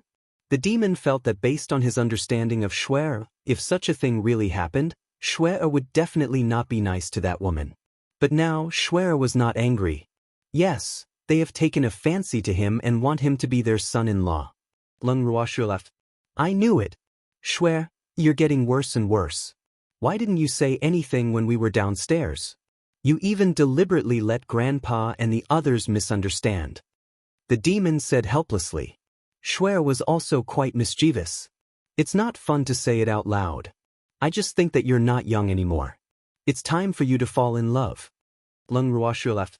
She also felt that if her brother had known about this earlier, he might have run away. Can't you let him be mentally prepared? Besides, she's just an ordinary person. Would she be suitable for your brother? After thinking for a while, the demon said, We'll only know if she's suitable after seeing her. If that girl can really make brother like her, ordinary people are not a problem at all. Lung Ruoxue smiled slyly. You're right. Shuer, was my child well behaved today? The demon nodded and asked. He asked this question almost every day, or else he would not be at ease. Of course, he's obedient. Lung Ruoxue said proudly. But, Shuer, let me touch you. The demon requested. No. Lung Ruoxue rejected firmly. Why won't you let me touch it? I also want to feel the existence of the baby. The demon said with some grievance. Lung Ruoxue did not answer. Instead, she asked, Evildoer, do you really only want one child? She had asked the evildoer this question before. At that time, the evildoer had told her firmly that one was enough and that there was no need to have more. It was this sentence that made her feel conflicted. If the demon found out that she had more than one child in her stomach, she didn't know if he could take the blow. It was because of this that she didn't dare to let the demon touch her, or else she would be exposed. Of course, I won't do it if you give birth to more and they fight with me for you. The demon said with certainty. Chapter 3055, Lung Ruhan's Peach Blossom, 3. Then what if he's overthinking it? Lung Ruoxue probed. Too many? It won tea. This time was an accident, and I will be very careful in the future. I will never let an accident happen again, so we will only have this one time. There will be no next time. The demons will said firmly. I'll listen to you. Lung Ruoxue said guiltily. It didn't matter if there would be a next accident. The key was this time. After confirming it, Lung Ruoxue was even more afraid to let the evildoer touch her. Hence, she could only find an excuse that she was afraid that he would scare the child. After all, the child was still young. After hearing Lung Ruoxue's reason, the evildoer was a little upset, but he did not think too much about it. The two of them chatted for a while more before he hugged Lung Ruoxue and entered dreamland. A few days later, when the headmaster's wife came to visit again, there was a beautiful young girl by her side. At first, the young lady was very reluctant. However, after seeing Lung Ruhan, the young lady's attitude changed drastically and she became more enthusiastic towards Lung Ruoxue. This young lady was the precious daughter of the director and his wife. When the hospital director's wife returned home and told the director her idea, the director immediately made the decision. This was a good idea. Why didn't he think of this earlier? However, after the couple told their daughter their thoughts, they were strongly opposed to it. The girl was in her second year of university this year and already had a crush on someone. Therefore, she was quite disgusted by her parents' attempt to arrange her marriage. However, the hospital director's wife was too domineering and threatened to cut off her pocket money, so she had no choice but to follow the hospital director's wife to the hospital unwillingly. However, after seeing Lung Ruhan, all the unwillingness in her heart turned into a heart full of pink heart. In the past, she used to think that the senior she had a crush on was a godlike figure to her. But compared to this man in front of her, the difference was like heaven and earth. What was a god? This was a true god. After falling in love with Lung Ruhan at first sight, the young girl became very proactive. She leaned in front of Lung Ruhan and said, "Senior, you look familiar. Have we met before? I'm afraid this young lady has recognized the wrong person. We've never met before." Hearing the young lady's words, Lung Ruhan thought for a moment and said with certainty. The young girl was a little worried when she heard Lung Ruhan's words. She was obviously trying to hit on him. Why was this man so unromantic? Maybe I'm wrong. May I ask for senior's name? The young girl was depressed for a moment before she asked again.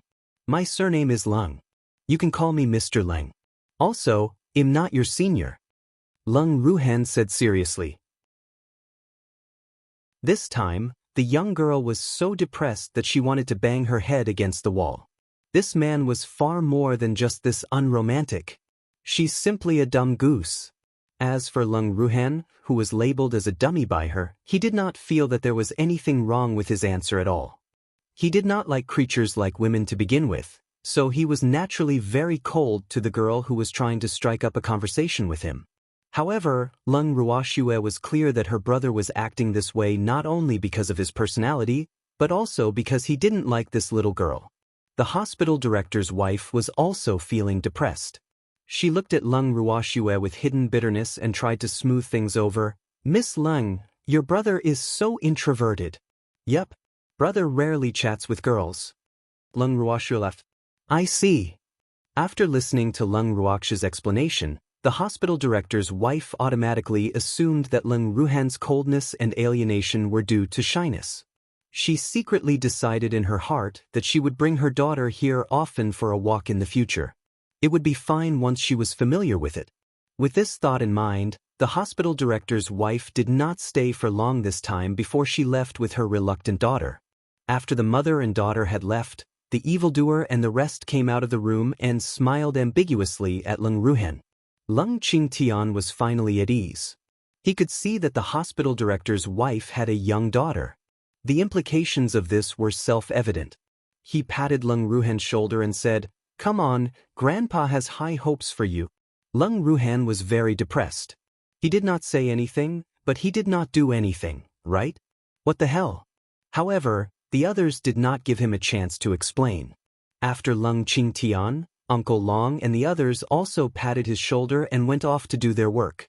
Lung Ruoxue looked at her brother sympathetically and gave him a helpless look. She then pulled the evildoer back to her room to teach the child. Education must start from childhood. Lung Ruoxue would never let up on this aspect of education. In an instant, Lung Ruhan was the only one left in the living room.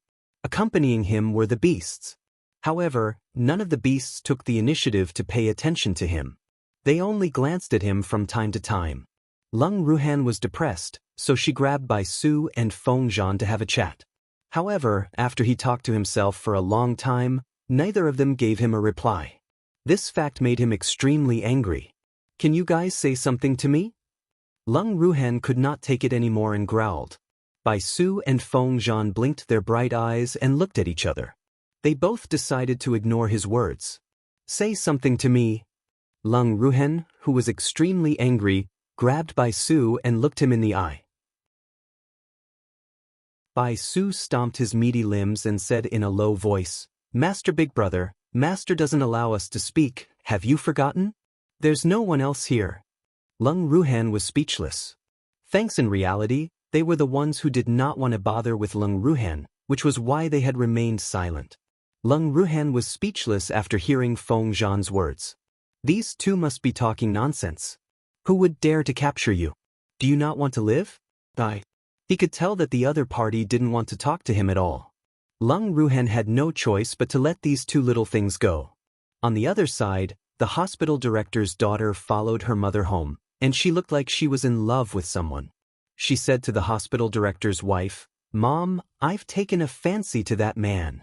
"I knew it, little girl." As the saying goes, there's a thin layer between a woman and a man. Whether or not you can get such an excellent man depends on your ability. The only thing Mom can do is to build a good relationship with Lung Ruoxue. Of course, you have to think of ways to please Lung Ruoxue too. As long as you can get her to put in a few good words for you in front of her own brother, you'll definitely get twice the results with half the effort. The hospital director's wife warned. She understood her daughter's stubbornness too well. She said that because she was afraid that her daughter would accidentally offend Lung Ruoxue. If that happened, she would lose more than she gained. "Mom, I know what to do," the hospital director's daughter promised. However, she did not think so. She felt that she was going to be Lung Ruoxue's sister-in-law in the future. Why would she need to please her sister-in-law?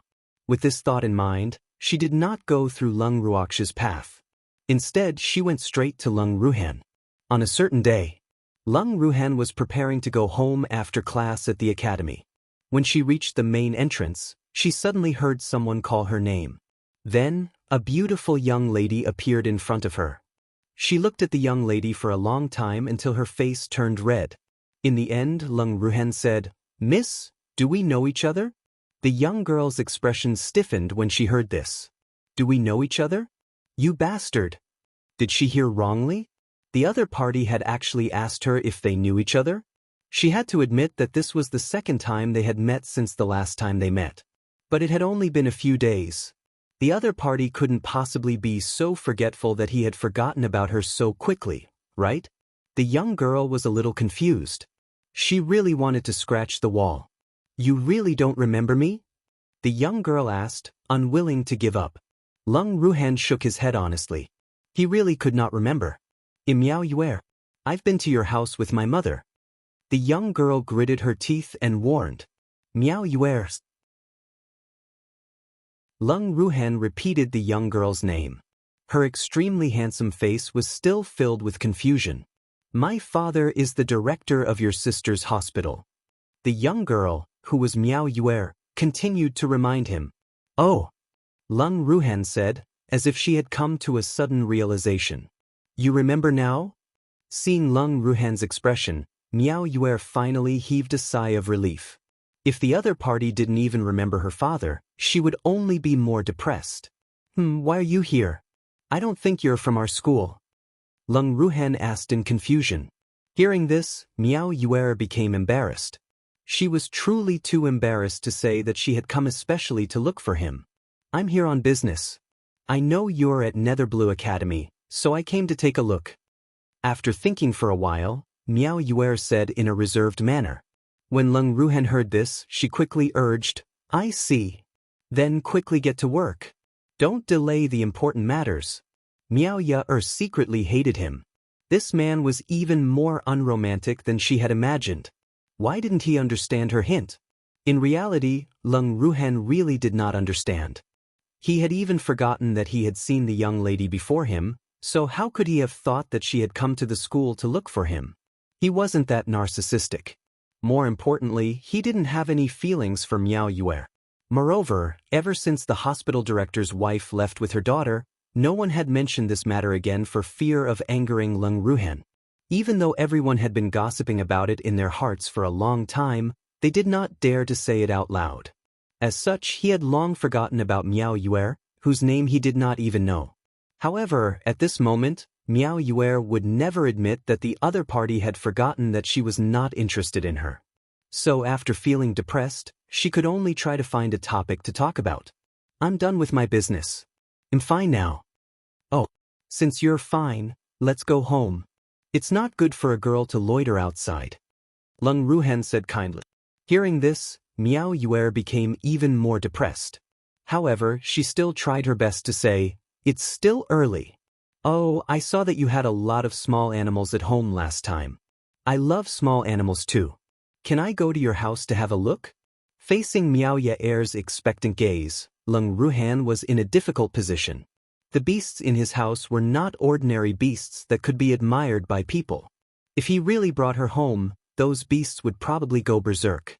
"I'm sorry, it's not convenient for outsiders to visit my beastie at home," Lung Ruhan rejected after some thought. An outsider. An outsider. These two words had a huge impact on Miao Yuer, and she was also very unwilling.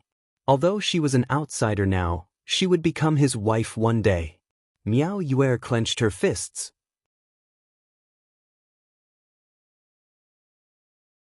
Chapter 3056.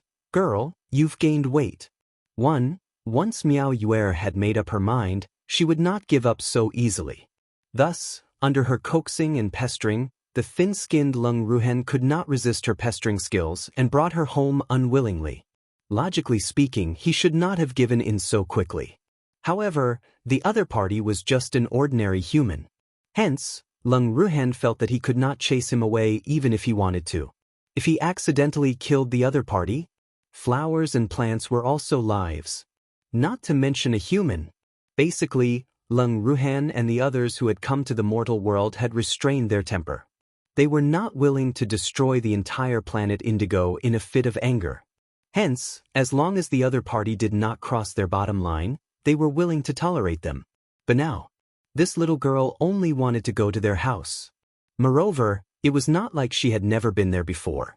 Hence, even though Lung Ruhan was unwilling, he agreed after some thought.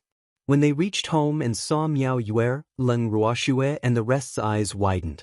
They could not hide the shock and astonishment on their faces. How could they not be shocked?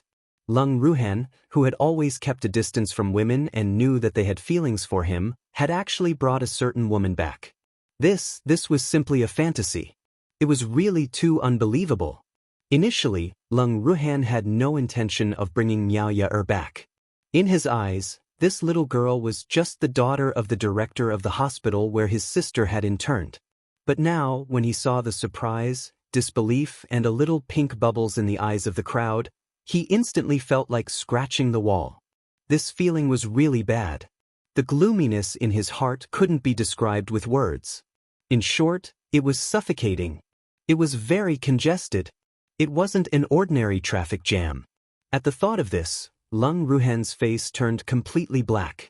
Then, she pointed at Miao Yuer and said to Lung Ruoxue and the rest, "Miss Miao wanted to see our beastie. I didn't want to bring her here, but she kept pestering me, so I had to bring her here. Ji Kai, you can make the arrangements." Lung Ruhan's honest words made Lung Ruoxue and the others speechless. "Big brother, is it really good for you to be so honest? Grandson, you're too honest. Ruhan, a man who is too honest will not be able to find a wife." Everyone had their own thoughts, but Lung Ruhan did not care what they were thinking and went upstairs directly. Ji Kai, who had been called to receive the guests, was depressed. Was it really good for young Master Han to leave this matter to him? Ji Kai sneaked a glance at Miao Yuer, whose expression was a little stiff, and felt extremely sympathetic for her.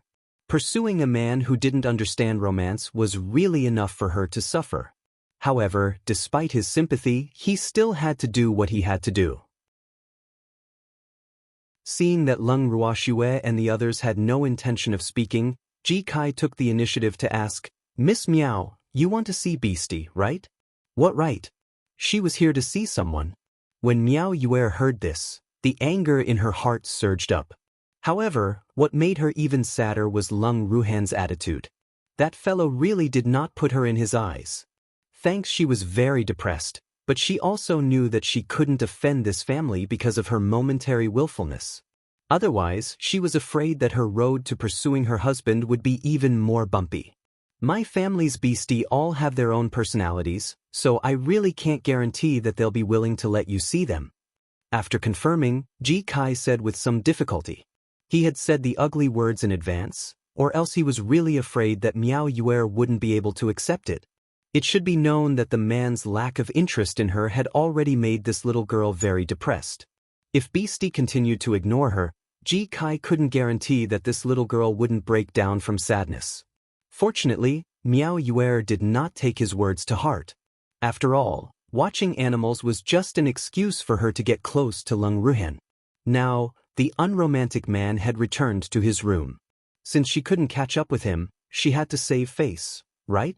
So at this time, the excuse of looking at animals became crucial.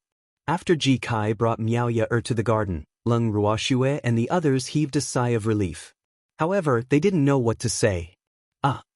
Suddenly, a shrill scream rang out. Leng Ruoxue and the rest looked at each other before running out of the living room. When they arrived at the garden, everyone saw Miao Yaer holding one of her hands, sitting on the ground and screaming in pain. Ji Kai stood beside her expressionlessly, as if it was none of his business. Although they didn't know why Ji Kai was like this, Leng Ruoxue and the others knew that Miao Yuer must have done something to make him unhappy. Otherwise, with Ji Kai's hospitality, he wouldn't have ignored it. As the host, Leng Ruoxue took the initiative to ask, "Ji Kai, what happened?" "Madam, Miss Miao hurt Xiao Hui and was scratched by it." Ji Kai told the truth. The Xiao Hui he was talking about was the gray mini rabbit. Originally, Miao Yaer's eyes were on Bai Su, but how could Bai Su be willing to let a strange woman touch him? Therefore, he didn't give her the chance to pull him in. In the face of Bai Zu's ferocity and the other beasties' hostility, Miao Yaer naturally had to lock her gaze on the harmless little rabbit. But who knew that the rabbit was not to be trifled with? When the gray rabbit was held in Miao Yaer's arms, at first, the gray rabbit enjoyed the beautiful woman's caress.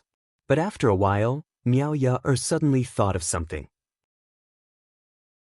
The rabbit was in pain from her grasp, and in the situation where it could not break free, it could only scratch Miao Yaer. One had to know that although the gray rabbit was the mainframe inside, since the rabbit had become its incarnation, it would also feel pain. Moreover, its skin was very thin, so how could it withstand being trampled on like this? As the saying went, when the rabbit was anxious, it would scratch people. Therefore, it didn't hold back and clawed down. Miao Yaer, who had been scratched, screamed and threw away the rabbit in her hand. She was so angry that she even kicked the rabbit a few times. The gray rabbit was quite small, so after being kicked, it naturally flew away in an arc. It was because of this that Ji Kai, who had wanted to comfort Miao Yaer, was annoyed. How could he marry a woman who didn't care about small animals? He was really too heartless.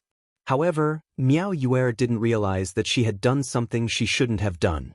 Her entire mind was on her scratched hand. When she saw Leng Ruoxue, Miao Yaer also raised her bloody hand and said angrily, "Leng Ruoxue, your rabbit scratched me." Leng Ruoxue laughed when she heard that. "My rabbit wouldn't scratch people. You must have done something." This was not Leng Ruoxue's way of shielding her, but the truth. She knew her beastie's personality better than anyone else. She would not let her beastie suffer for the sake of anyone's face. Therefore, Leng Ruoxue had no intention of letting the little rabbit admit to this crime. Chapter 3057. Girl, you've gained weight. 2. Leng Ruoxue didn't take it seriously, but Miao Yuer wasn't happy about it. She stood up from the ground with a whoosh, her face red with anger as she roared, "Leng Ruoxue, what do you mean? Could it be that I let that little beast scratch me? What I mean is that you must have done something to make my beastie unhappy, so it scratched you. I didn't say that you let it scratch you, so please don't misunderstand." Leng Ruoxue explained with a smile. "What did I do? What can I do? I only touched that little bastard a few times." After hearing this, Miao Yuer shouted again. She was really about to die from anger. Did Leng Ruoxue know who she was? She was going to be Leng Ruoxue's sister-in-law in the future. How could Leng Ruoxue treat her like this? Miao Yuer was very angry, and the consequences would be very serious. Without thinking, she called her parents. "Dad, I was scratched by a little animal. Come quickly." Leng Ruoxue and the others watched on coldly as Miao Yuer yelled into the phone. No one said anything. After she finished her phone call, everyone turned around and went back to the living room. Seeing this, Miao Yuer also entered the living room and said arrogantly, "I've already called my parents. Just wait for them to question you." Hearing this, Leng Ruoxue and the rest were speechless. It was just a scratch. Was there a need to blame? However, no one made a sound, and only allowed Miao Yuer to run around blindly. But at this moment, everyone had already denied Miao Yuer in their hearts. It would be a big problem to marry such a woman. Miao Yuer, who had been denied, would never have thought that because of her ruckus, her reserved observation opportunity had been cancelled by everyone. When the director and his wife arrived, they saw the wound on Miao Yuer's hand and felt sorry for her. However, they were not as willful as Miao Yuer, so they asked for the reason rationally.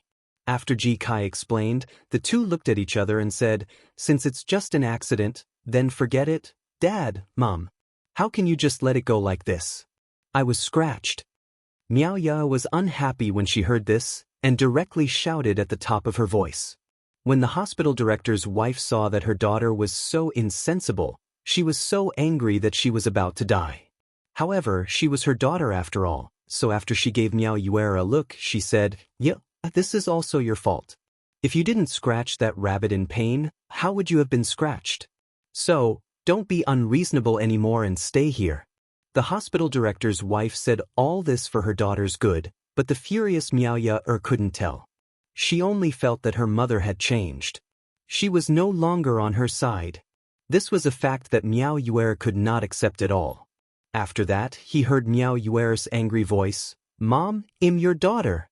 How can you help an outsider?" It was clearly that little beast who scratched me. It's fine if you don't seek justice for me, but you're still blaming me. You. When the hospital director's wife heard her daughter's words, she almost fainted from anger. She glared at Miao Yuer in exasperation. Just as she was about to continue speaking, Leng Ruoxue spoke. "Thanks, your little beast scratched me, so of course you have to compensate me for my loss." Miao Yuer said without even thinking. "You mean you want me to pay for the medical expenses?" Leng Ruoxue blinked her beautiful eyes and asked indifferently. "It's not just the hospital fees, it's also the fees for my mental health." Miao Yuer reminded. "Yes, no problem."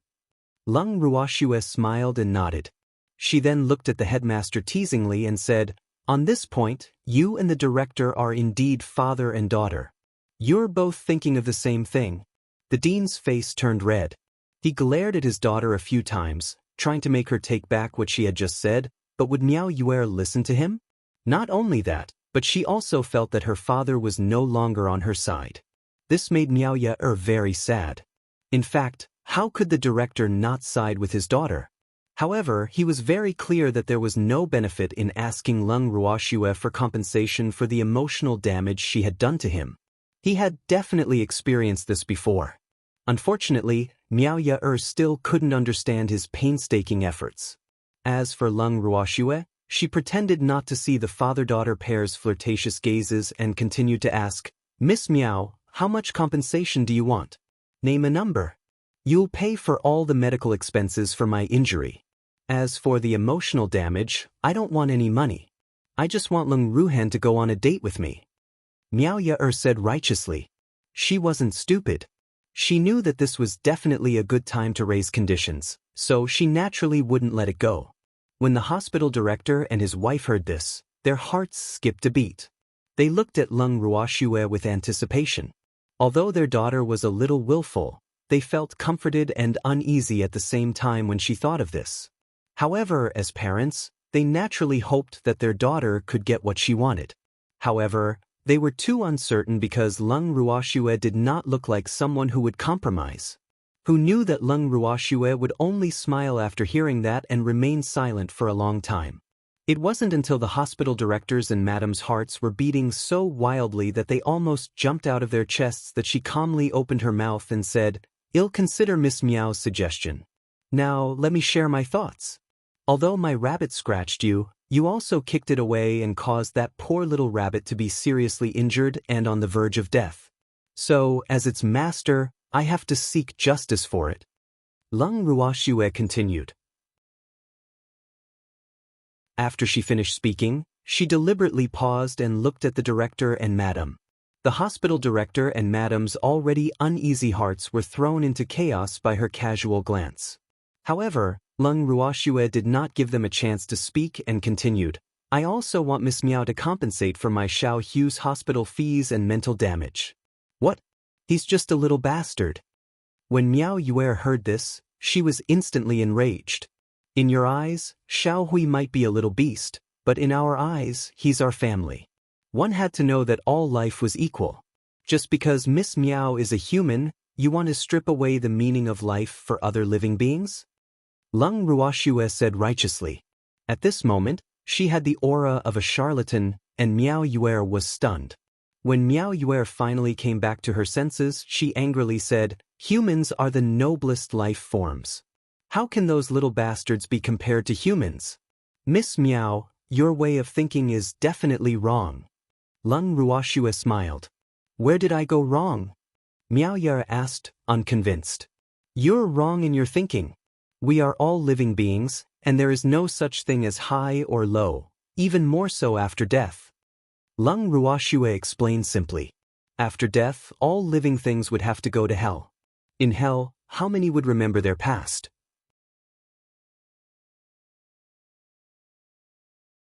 Chapter 3058, Girl, you've gained weight. 3. You mean we're the same after death?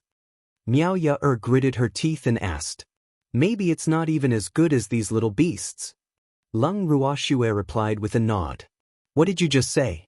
How can I be inferior to those little bastards? Miao Yue exploded. Don't you know that if you make too many mistakes while you're alive, you have to settle the score after you die? Lung Ruoxue asked in surprise. How is this possible? Miao Yue didn't believe him at all. Lung Ruoxue did not care whether she believed her or not. She only said, let's not talk about what will happen after death first. Let's talk about what's happening now.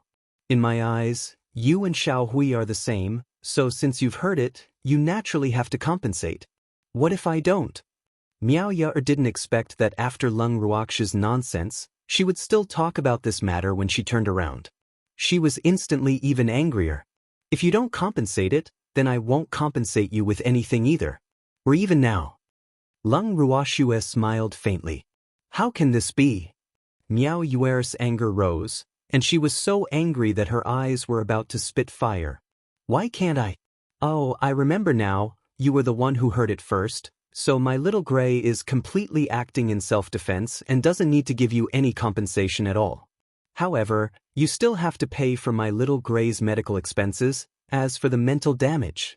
Seeing that you are also injured, I won't ask for it from you. Lung Ruoxue said as she came to a sudden realization. Miao Yue made Lung Ruoxue so angry that she was speechless.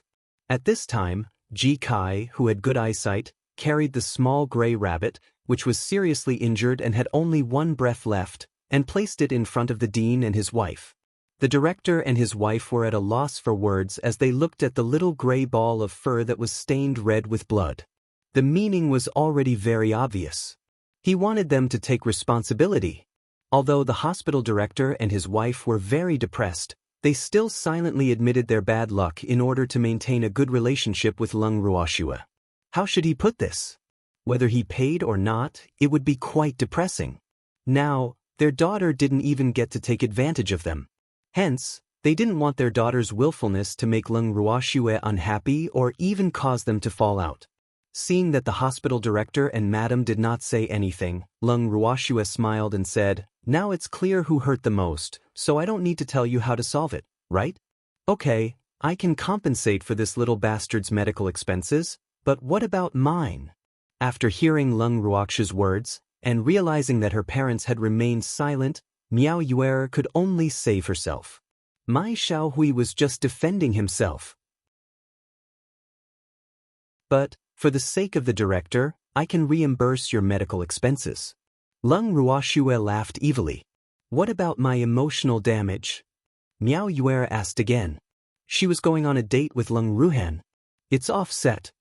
Lung Ruoxue said matter-of-factly. Why? Miao Yue shrieked, her face full of indignation. This was really bullying.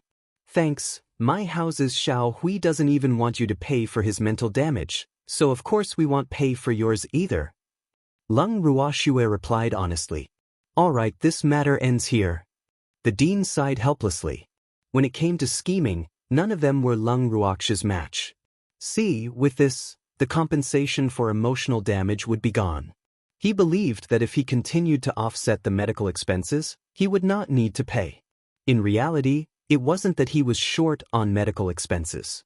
It was just that he felt that it was extremely unfair to let Leng Ruoxue, this little girl, gain the upper hand in everything.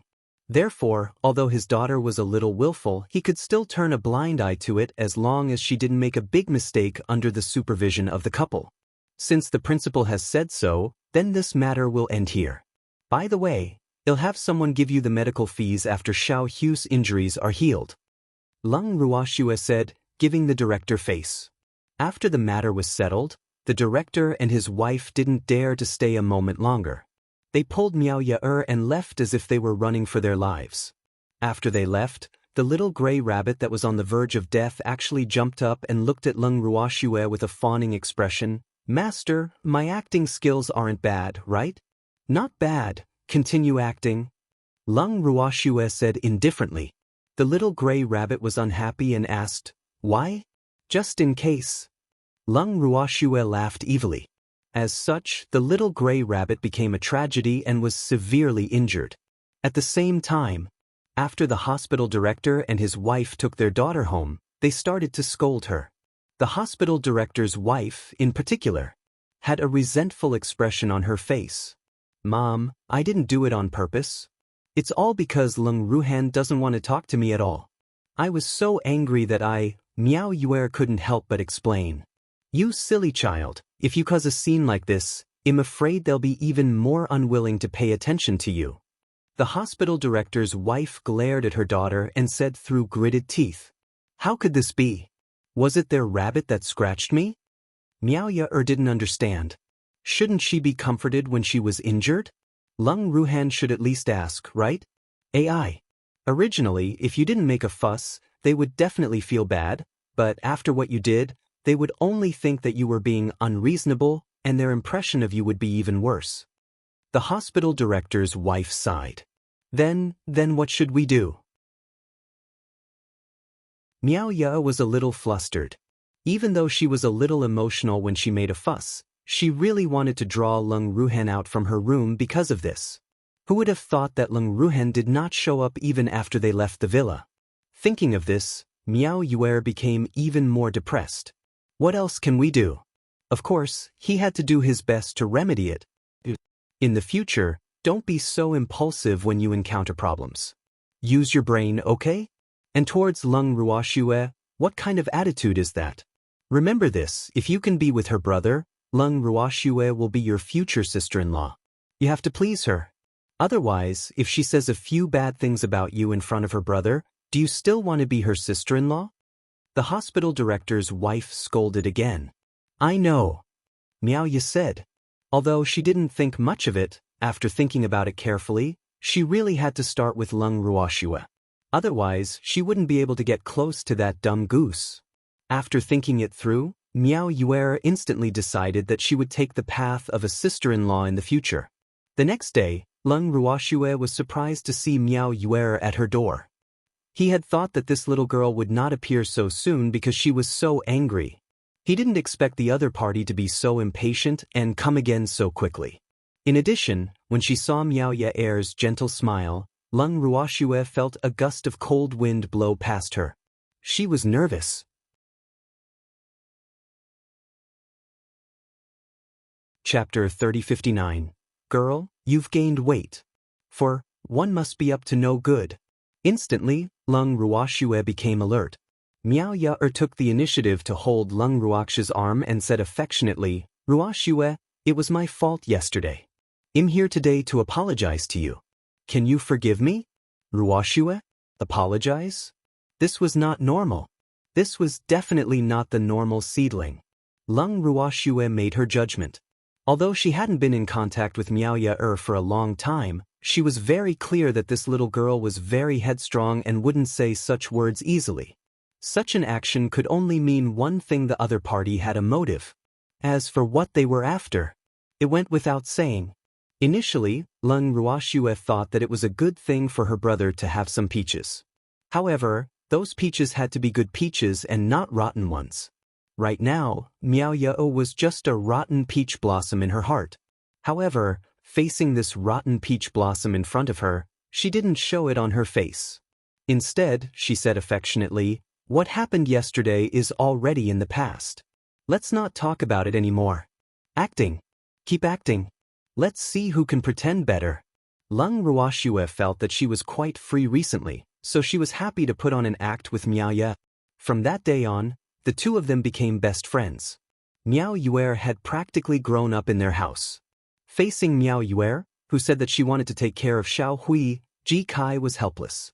Xiao Hui was completely fine, and if she were to take care of him, what would she do if her cover was blown?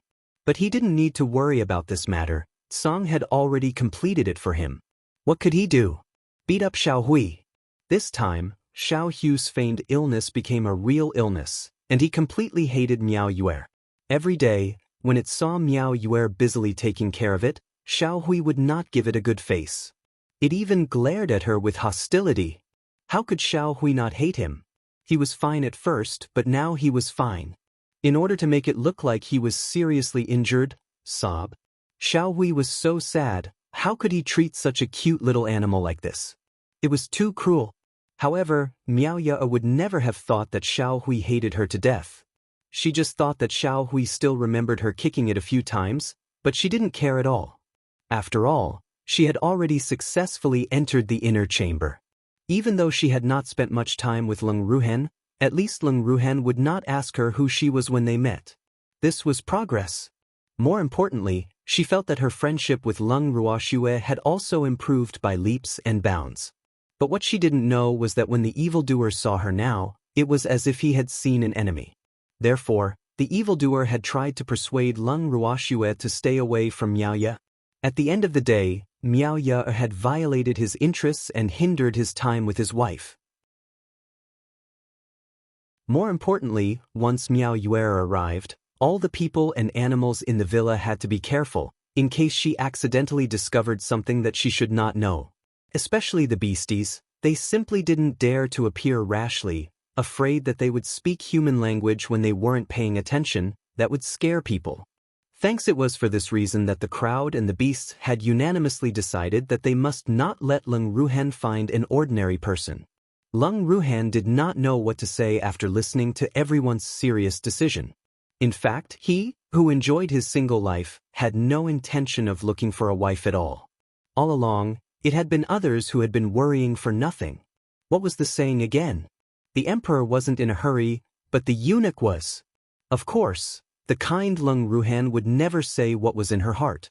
A month later, Xiao Hui was already full of energy, but Miao Yue still came to report every day. Everyone really couldn't stand it. This time, they didn't care what excuse Miao Yue was making up. They unanimously recommended Lung Qingtian to talk to Miao Yue. Why didn't he look for Lung Ruoxue? Because Shuer had said that they were guests and should be treated well. What else did they not understand? Shuer was bored, so she wanted to find some fun for herself. Therefore, she would definitely not take the initiative to drive Miao Ye away. If that was the case, they could only save themselves. The person who made the move was Lung Qingtian, Shuer and Ruhan's biological grandfather. Hence, everyone felt that since Miao Yue wanted to pursue Lung Ruhan, her grandfather should also please her, right? In this way, Miao Yue probably wouldn't dare to refute the words of her grandfather. P&D one.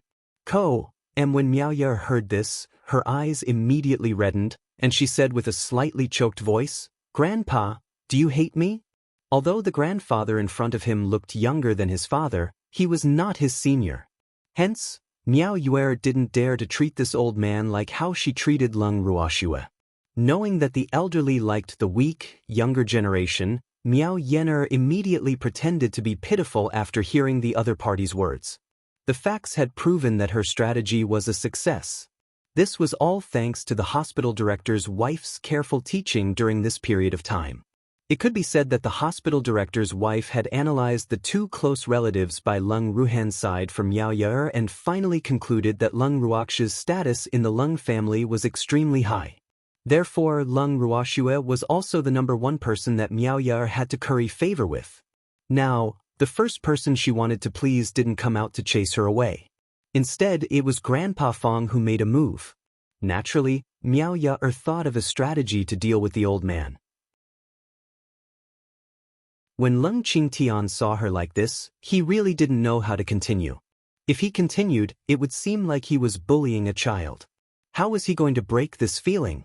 Lung Qingtian couldn't help but send out a signal for help to Uncle Long and the others who were watching from the side. However, those people were even more helpless than him.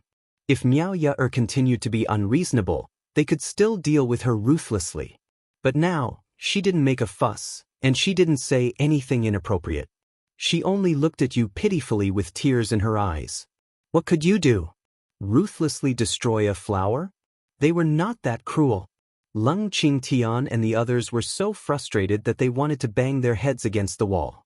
After a while, Lung Qingtian continued, I don't hate you. I mean, you're still young and should focus on your studies. But look, you don't even go to school now. How can you do that? The exam is coming up, right? You want to repeat a year? I know what to do. Grandpa, you don't have to worry about me. After hearing Lung Qingshan's words, Miao Yaer's tears turned into laughter. I'm not worried about you. This is just an excuse to chase you away. Lung Qingtian felt depressed. At the same time, he was not too happy with the title of grandfather. Were little girls these days all so familiar with each other? He's calling me grandfather now.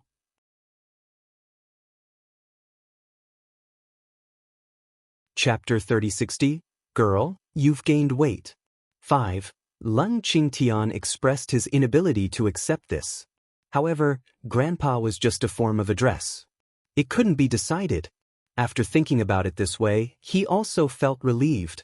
However, even though he was relieved, he was still unhappy that he had not completed the mission. After that, Lung Qingshan's face involuntarily darkened.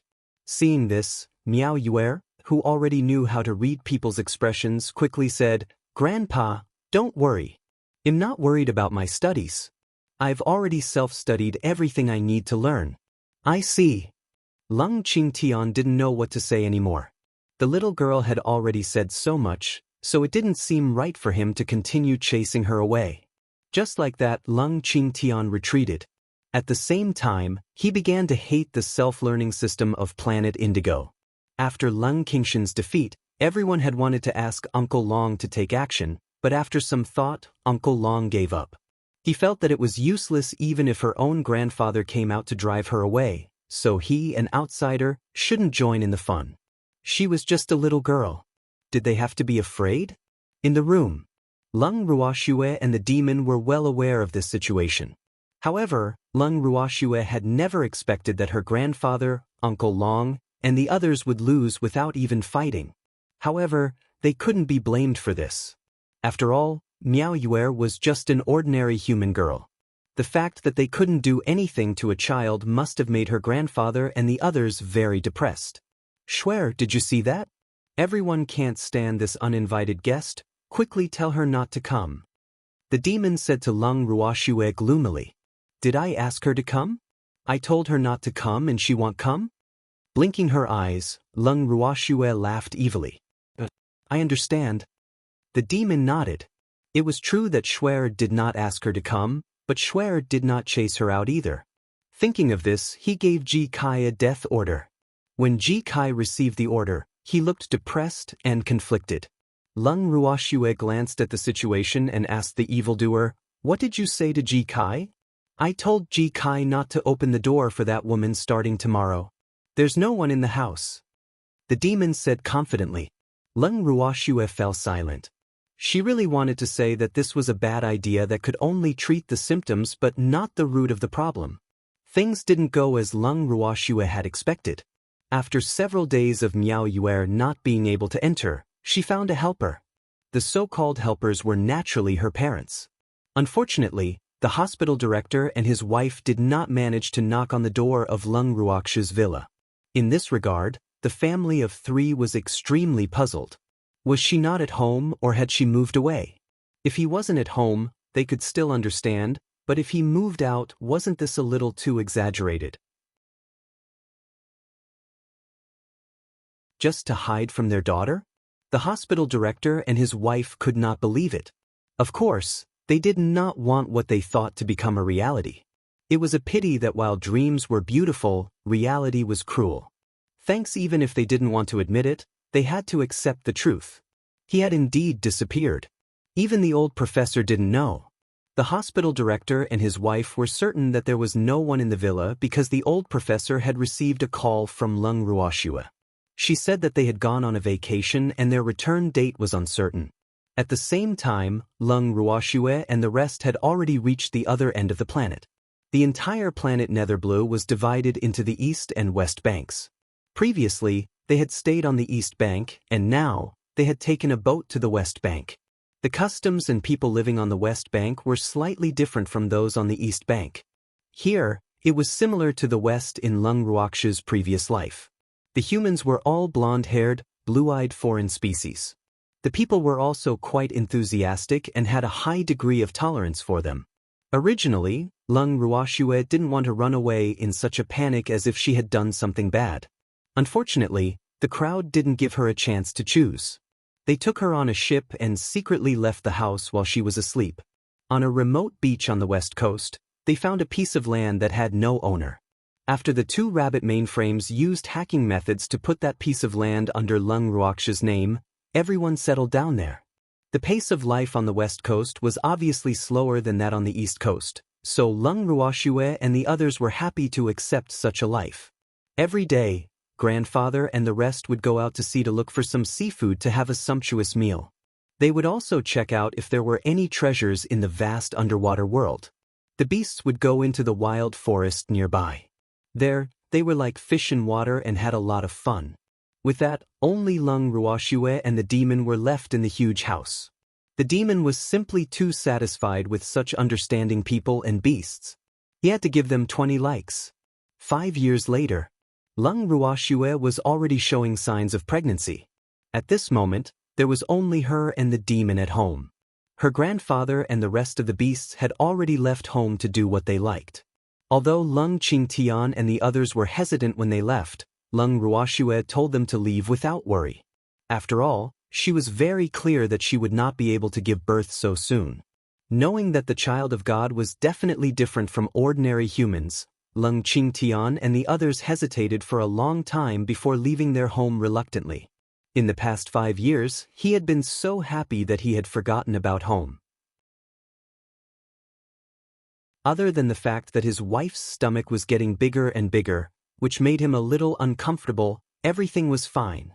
On a certain day, as usual, the demon was staring at Lung Ruoxue's stomach in a daze. He could feel the bloodline connection between the little life in her stomach and himself. However, he did not know why he suddenly felt a little irritated.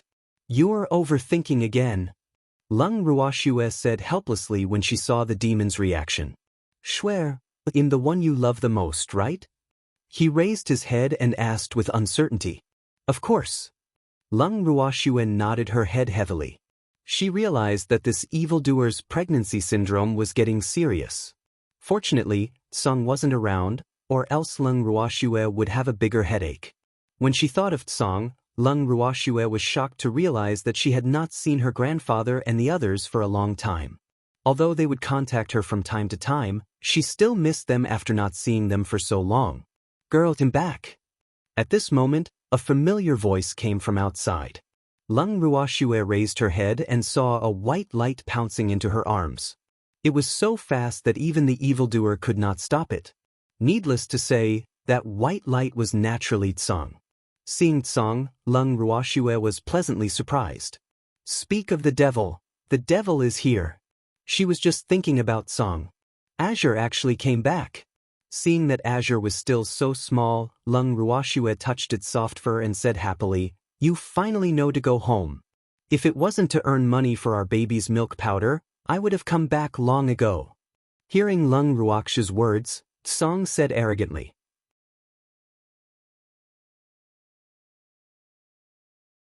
Chapter 3061. Girl, you've gained weight. 6. What do you mean by, our baby? That's my baby. The moment he heard Azure's words, Evildoer was immediately indignant. It's mine. Exploding hair Tsang roared. It's mine. Even a monster was roaring, who was afraid of who? Lung Ruoxue was helpless when she saw the man and beast returning to their old ways. Stop quarreling. I still say the same thing. The baby is mine and mine alone. Lung Ruoxue shouted back. When Evil Rampage and Azure saw him, they immediately greeted him. We're just teasing you. After he finished speaking, he was afraid that Lung Ruoxue wouldn't believe him, so the man and beast hugged each other. Then, Tsang jumped into Lung Ruoxue's arms and exclaimed, Girl, you've gained weight. Lung Ruoxue ground her teeth. As a woman, what was she most afraid of others saying? First, he was ugly. Second, he was fat. Now that Tsang had broken one of the taboos, Lung Ruoxue felt her anger rising as she continued to shout, Who's fat? Who's fat? That's because my stomach is getting bigger. Sob. He couldn't hurt a pregnant woman. Tsang, who obviously felt that he had said something wrong, looked at Lung Ruoxue carefully and coaxed, Girl, I was wrong. You're not fat. Your stomach is really big. Azure, who could feel the little life in its stomach, suddenly felt a trace of fear. It wanted to touch it but didn't dare to. However, it definitely didn't expect that a fat person would cause such a huge stimulation to the girl. But it couldn't be blamed for this. As a beastie, it had never seen a human with a big belly. Afraid that Nyo would really be angry at it, Tsang obediently took the initiative to report to Lung Ruoxue what he had done in the past 5 years. It turned out that it had really gone to earn money for milk powder for the baby in Lung Ruoxue's womb. It was just that the money it had earned was a little. It was like this. Ever since Cold learned how to use the internet and found out that it took a lot of money to raise a baby, it thought about earning some money to raise the baby. So, after thinking for a long time, it left home with its 2 hacker rabbits. Of course, these 3 little beasts didn't go too far from home in the beginning, and the 2 little rabbits were best at hacking. Therefore, the 2 top hackers and a half-tone began to set their eyes on some people's wealth. In Tsang's words, this was called robbing the rich to help the poor. It robbed the ill-gotten wealth of some unscrupulous merchants. In addition to helping itself, it also donated a lot of money to orphanages all over planet Indigo. As such, it also made a name for itself on the internet, known as the Hero Bandit. Unfortunately, Azure didn't care what others thought of it. It didn't know that the hackers on the internet had given it the name of a hero thief. The only thing it knew was that it needed a lot of money to support its child. After looting all the ill-gotten gains on planet Indigo, it turned its eyes to other planets. In this way, it was far away from home. However, what made it depressed was that the money on the major planets was not universal at all. So, after collecting a lot of wealth from the major planets, it had to find ways to exchange the useless wealth for things that could be used on planet Netherblue. It had been 5 years since it returned to planet Netherblue. After Lung Ruoxue heard this, she really didn't know what else to say other than gratitude. However, her relationship with Azure was not ordinary, so she naturally did not need to say those polite words. Azure would not want to hear them. As expected, Tsang, who understood Lung Ruoxue's thoughts, nodded and said, Girl, I'm doing all this for our child. It's our child again. Thanks. After Tsang returned, Lung Ruoxue and Evildoer's 2-person world had ended. Although the demon was depressed, he had to accept it. Because no matter Tsang or whoever it was, they couldn't get rid of them. When Azure returned home and discovered that Nyo's stomach had grown, he immediately spread the news. P&D of 1. Ko, M. After Ji Tsang and the 2 little rabbits returned, Lung Ruhan and Qing Ju were the ones who returned home. This pair was amazing. Why were they together? One had to mention the relationship between the 2 in name. Father and son. That's right, in front of outsiders, Lung Ruhan and Qing Ju were father and son. However, Qing Ju had been captured to serve as a servant. The cause of this matter was naturally related to Miao Yue. Lung Ruhan, who did not want to be harassed by any other woman, borrowed Green Vessel from Shui to be her son before she left home. When Lung Ruoxue heard her brother's plan, she was speechless. She really didn't expect that her brother would come up with such an idea in order to not be entangled with a woman. In fact, she really wanted to tell her brother that if a woman really wanted to pester him, she wouldn't care if he had a wife or children. There's a kind of woman in this world called a mistress. However, seeing her brother's confident look, she did not say anything and just gave green vessel to him. Her brother's life should be decided by him. Now that her brother had returned without a woman by his side, Lung Ruoxue guessed that her brother's plan had probably succeeded. Actually, what Lung Ruoxue did not know was that not only did Qingju take on the role of a son, he even had to play the role of Lung Ruhan's wife occasionally. He also had to be a rare beauty. The most beautiful woman Qingju had ever seen was his sister. However, when he transformed into her appearance, Lung Ruhan was driven mad. Who would be able to stand seeing a woman like his sister as his wife? After that, Green Vessel had even changed his appearance into fog, which made Lung Ruhan so angry that she almost beat him up. With no other choice, Green Vessel transformed into a female version of the demon. This time, Lung Ruhan did not beat him up, but she had nothing to say. Clearly, this was another character that couldn't be used. In the end, Qingju could only conjure up a stunning beauty based on his own imagination, and Lung Ruhan was finally satisfied. Indeed, the illusion was the safest. "Big brother, welcome home," Lung Ruoxue said happily as she looked at Lung Ruhan. "Shue, it looks like my nephew is about to give birth." Glancing at Lung Ruoxue's stomach, Lung Ruhan gently pulled her younger sister into her arms. Although the evildoer was jealous, he had no choice but to let Shue's brother, his brother-in-law, hug him. In this day and age, he had to please his brother-in-law. After living in the world of ordinary humans for so long, he had already been influenced by them. "Yes." Lung Ruoxue nodded. "Sister, you still have me." Qingju, who was not willing to be ignored, quickly said. He also wanted to hug his sister, but he was afraid of hurting her, so he did not dare to do it. "Brother, how did you explain to the public that your son in name didn't grow up in 5 years?" Lung Ruoxue could not help but ask curiously when she saw the little Qingju. "We won't be staying in the same place for too long. Moreover, Green Vessel can transform, so it's easy to grow a few years older." Lung Ruhan explained. "Sister, I've been so tired these past 5 years." Qingju grumbled. For the past 5 years, he had followed Lung Ruhan everywhere. Sometimes he was big, sometimes he was young, sometimes he was a man, sometimes he was a woman. He was on the verge of a mental breakdown. If it wasn't for the silly cat's news that their sister's stomach was big, they probably wouldn't have made it back.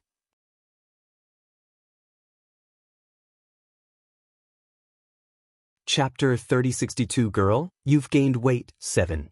Qingju, you've worked hard. Lung Ruoxue patted Qingju's head sympathetically. "It's been hard on me. I don't want to go out anymore. It's too tiring." Qingju continued to complain. When Lung Ruhan heard his words, she smiled faintly and said, "Don't worry, I won't bring you out with me in the future. When Shue's child comes out, they'll take him with me." Did her brother come back to snatch the child from her? Lung Ruoxue was depressed. Their child was not even born yet. Why were there so many people thinking about it? However, the monster was very supportive of Lung Ruhan's words and promised, "I'll bring it for you after it's born." Lung Ruoxue was speechless. "That's my baby." Song Zi was furious and shouted. The demon ignored this and directly carried his wife back to the room. After they left, Song took all his anger out on Lung Ruhan and continued to shout, "That's my baby. He's a child of our Lung family." Lung Ruhan reminded, "Mine. It's mine." When Azure heard that, he shouted shamelessly. When Lung Ruhan heard this, she ignored it. However, the debate about who the baby was never stopped. Especially after Lung Qingtian and the others returned, the situation had become more and more intense. Hearing that it was related to the child's ownership, Lung Qingtian naturally emphasized that it was his great-grandson and belonged to the Lung family. "You're from the Lung family," Uncle Long laughed evilly. "What do you think the mistress of the Dark World is?" "The Dark Lord? He's my grandson-in-law." More importantly, he's married to my granddaughter, so his child naturally belongs to us. Little brat ye, right? At the end of his sentence, he looked at the evildoer and said, "That's right. If Grandpa likes it, then go ahead and take it." The demon said without a care. He couldn't ask for more when someone was willing to help him take care of his child. In fact, he was in a dilemma about this child that was about to be born. He was looking forward to it, but he was also a little afraid. He was looking forward to it because it was his child, but he was afraid that the little child would come and snatch his wife away from him. That was absolutely not allowed. Therefore, the evildoer would rather leave the child to his grandfather and brother-in-law before he was born. Only then would his status be guaranteed. After hearing the demon's words, Lung Qingtian was satisfied. However, Uncle Long and the rest had looks of disappointment on their faces. Ai. It would be good if elder sister gave birth to a few more. Facing the crowd who were arguing endlessly, Green Vessel suddenly sighed. Thanks, one for me, one for Tsong, one for grandfather, one for brother Ruhen, and Uncle Long and the rest. Qing Ju counted with his little fingers. He then became vexed and said gloomily, "Sister, if we count it this way, you'll have to give birth to a lot. A lot your head. Do you think him a sow?" Seeing Qing Ju's serious and troubled expression, Lung Ruoxue was a little frustrated. "That's right, it's enough to have one." The evildoer also glared at Qing Ju. At this moment, Qing Ju realized that he had said the wrong thing. So, the evildoer's expression was so scary. Qing Ju cowered in fear, but Lung Qingtian found Qing Ju's words very interesting. He teased, "Little Qing Ju, you're just a little boy and you still want a child? Can you?" "Of course, I'm the one who's taking care of all those little kids in the space," Qing Ju said as he nodded his head. "Silly boy, those in the space are all elves. They're different from the little dolls with flesh and blood. The little dolls are soft and hard to take care of." Uncle Long said with a smile, "Since it's not easy, why are you guys fighting for it?" Qing Ju was suspicious. Wasn't this self-contradictory? Is that the same? This is Shui Er's child, the true next generation among us, and also the inheritor of the divine world and the 9 nether prison. Therefore, he is the most important person. Lung Qingtian explained with a smile. Of course, what he didn't say was that Shui Er's child was related to him by blood. It was fine to just take this matter to heart. If word got out, it would cause others to be jealous. Yes, of course, sister's child is important. So, I have to take one with me. Qing Ju nodded. You're just a little baby. After hearing what Qing Ju said, everyone laughed and said, "Arg, my stomach hurts." Just as everyone was chatting and laughing, Lung Ruoxue's expression suddenly changed.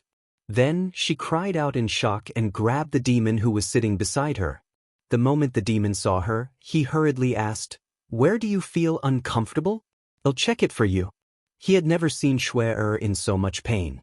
Seeing Shui Er's pale face, his entire heart clenched. P&D1. Ko, and when Green Vessel saw this, it immediately moved everyone into the bracelet. After entering the bangle, the evildoer carried Lung Ruoxue into the purple bamboo house. The others wanted to go in and see if there was anything they could help with, but they were stopped by a barrier. No one is allowed to come in. The demon's voice came from the purple bamboo house. After saying this, the evildoer turned his attention to Shui Er and looked at Lung Ruoxue's condition.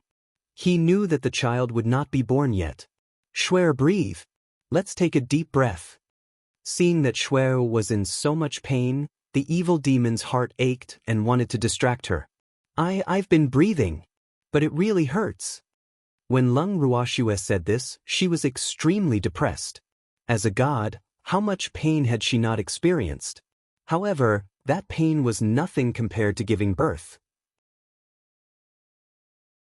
Lung Ruoxue had decided that if the children dared to be unfilial to her after they were born, she would throw them into the chaotic world so that she wouldn't have to worry about them. However, just as she thought this, she felt wronged and said, "Well, definitely be filial to mom." Feeling the children's encouragement and heartache, Lung Ruoxue instantly felt much better. Her stomach didn't seem to hurt as much anymore. However, the pain was intermittent. Every time she felt relief, the pain would come again. This repeated for a long time. Lung Qingtian and the others, who were blocked outside the purple bamboo house, saw that Shui had been inside for more than 10 hours and still had not given birth to the child. They couldn't help but feel anxious. "Madam, hurry up and give birth. May God bless us." Ji Kai, who was mixed in with the crowd, mumbled.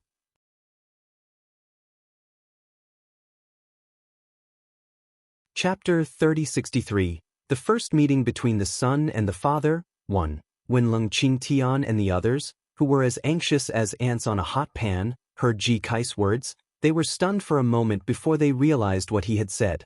They slapped Ji Kai's head and shouted in unison, "Pray for God's blessing? Which God do you want to pray to?" Didn't they know that they were gods?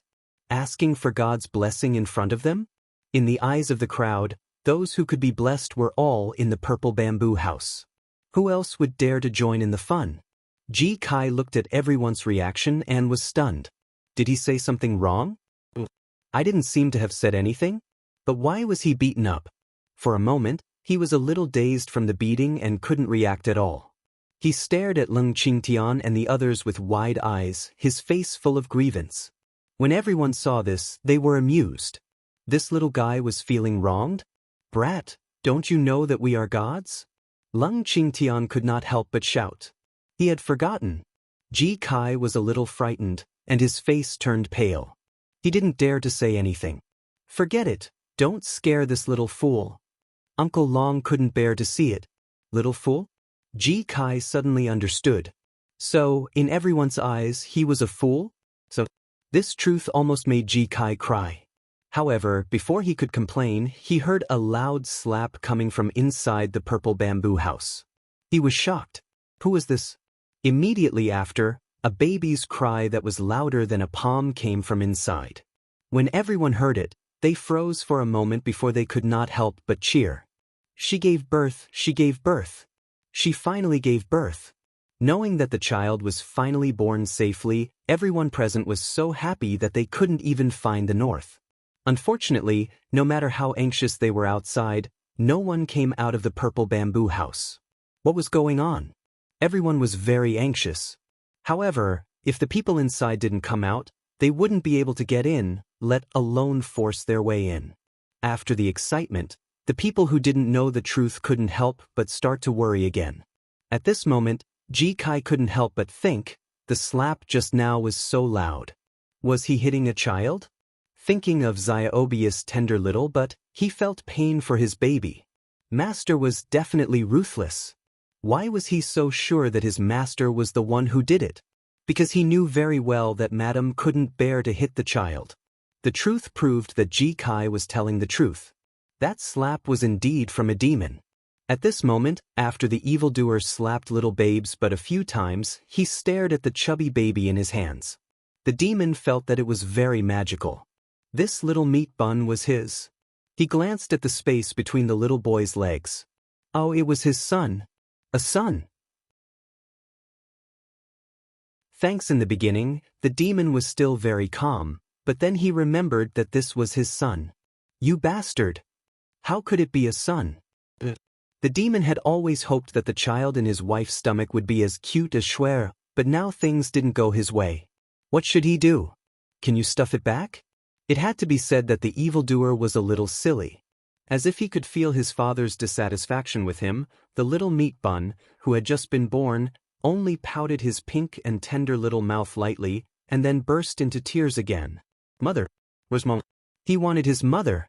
Before he was born, his mother often conversed with them, so the little meat bun knew that his mother was a very, very gentle and good mother. As for the annoying man who was hugging him now, he also knew that he was probably his father. However, the baby was very sensitive and knew that his father did not like him. It didn't matter. He didn't like this annoying father who might snatch his mother away from him.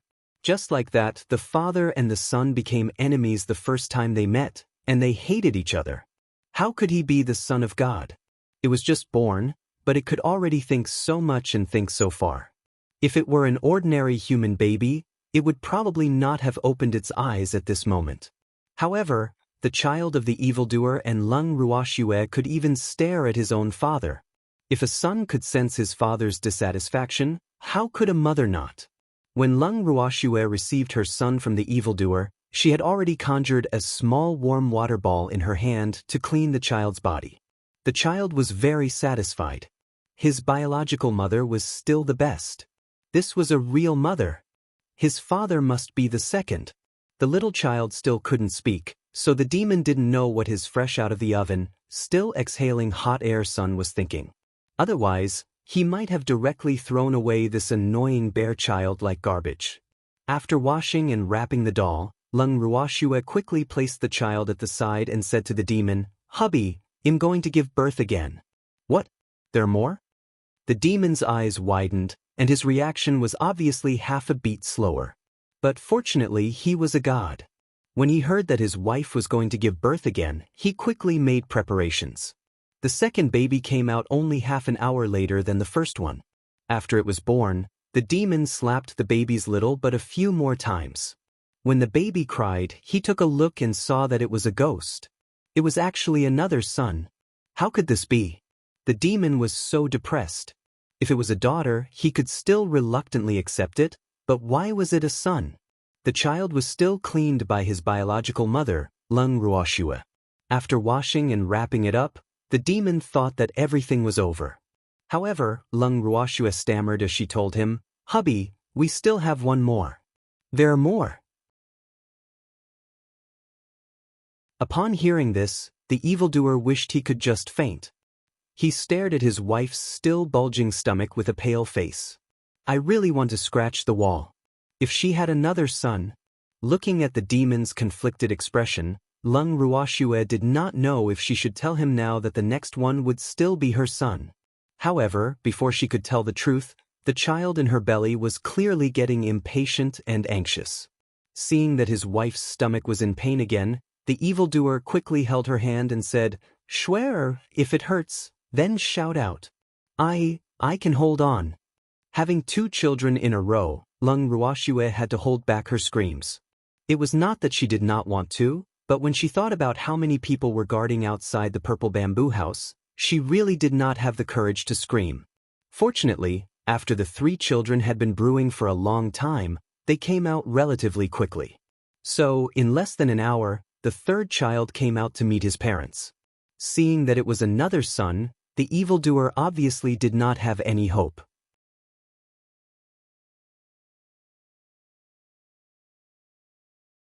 Chapter 3064. The first meeting between the son and the father. 2. I heard that a son is a wife's lover in her past life. He had 3 love rivals at once, what else could he say? After the same process, his devilishly handsome face was drenched in sweat. However, he still looked at his wife nervously and asked with a bitter face, "Honey, is there more?" "No," Lung Ruoxue promised. The demon heaved a sigh of relief when he heard that. If there were more and it was a son again, he would go crazy. However, the moment he relaxed, the demon felt his vision turn black and then he didn't know anything. The moment Lung Ruoxue saw that the evildoer had fainted, she cried out in shock, "Freak!" When the crowd outside the purple bamboo house heard Lung Ruoxue's cry, they were extremely nervous as they did not know what was going on inside. However, no one dared to barge in rashly. They could not bear the anger of the mistress of the dark world. Everyone was secretly guessing the situation inside. What they were most curious about was how many little babies were born. Although they had heard the baby cry 3 times, they didn't dare to think that there would be 3 children. What if it was one child crying? At this moment, the door of the purple bamboo house was opened. The crowd hesitated for a moment before finally looking at Lung Qingtian. Lung Qingtian was very depressed. The door was already open, so they could enter if they wanted to. Why were they looking at him? Did flowers grow on his face? In reality, Lung Qingtian was well aware of everyone's thoughts. They wanted him to stand out. However, when she thought of his devilish temper, she had to admit that he was terrified. "Grandpa, you guys can come in." It was only when Lung Ruoxue's voice came from inside the house that Lung Qingtian was the first to step in. The crowd followed. At this moment in the house, even though the blood had been cleaned by Lung Ruoxue, Everyone could still smell the faint smell of blood. However, what surprised everyone was that the pale Schwer did not faint. So why did the demon faint first? Everyone looked at each other, but none of them asked.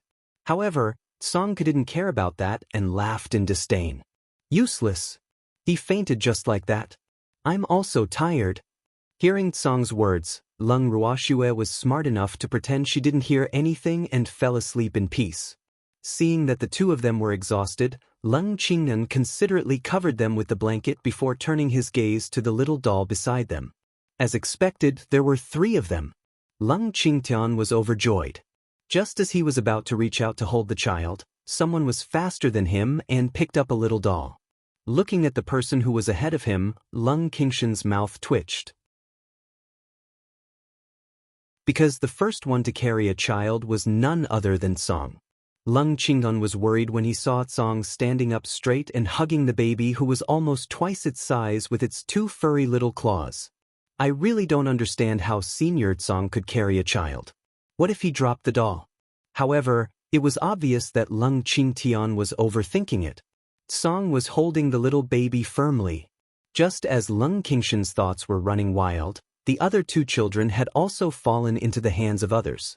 One of them was snatched away by the quick-witted Lung Ruhan, while the other one fell into Uncle Long's hands. Those who managed to grab it were naturally all smiles, while those who were a step slower were all unhappy. Especially Lung Qingtian, who kept shooting daggers at Lung Ruhan. The meaning in his eyes was self-evident, but Lung Ruhan did not seem to see it. She still held the child tightly and did not let go. Uncle Long was the same.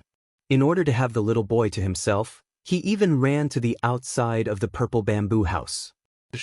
No one dared to snatch food from its claws. The 3 children were not shy with strangers at all.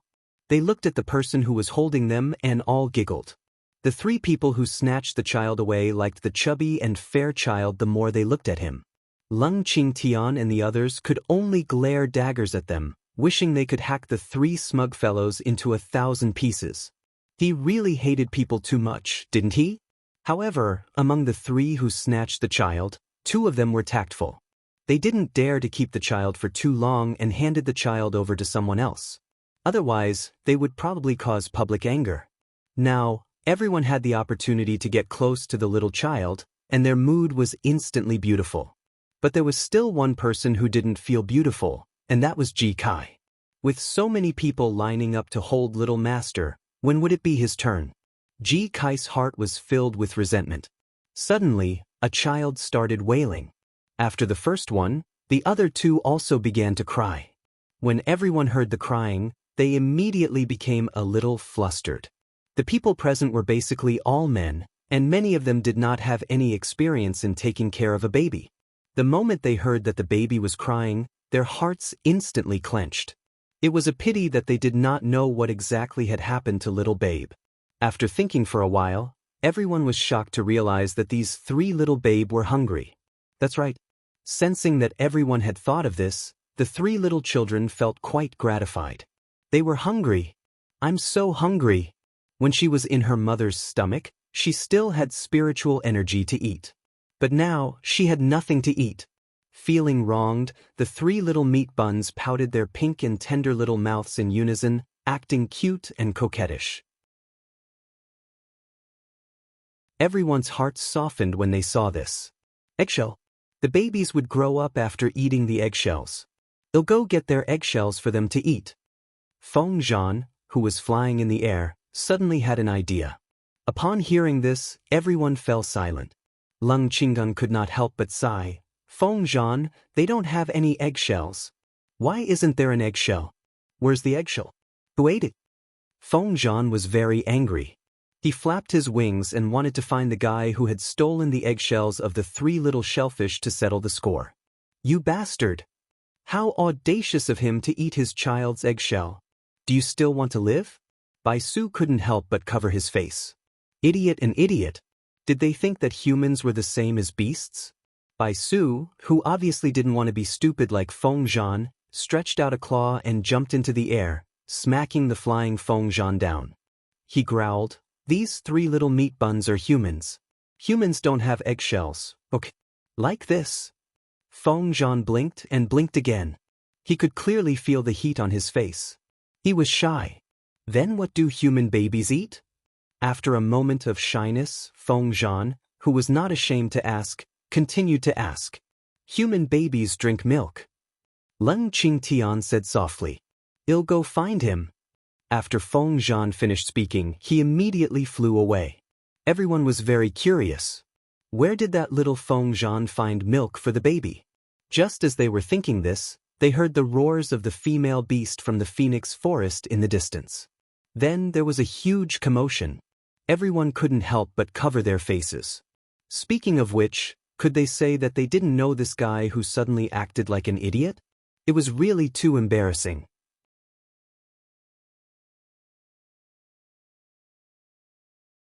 Chapter 3065.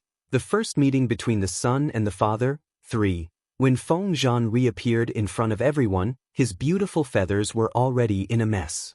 When the crowd saw this, they held back their questions. Did you encounter a lady?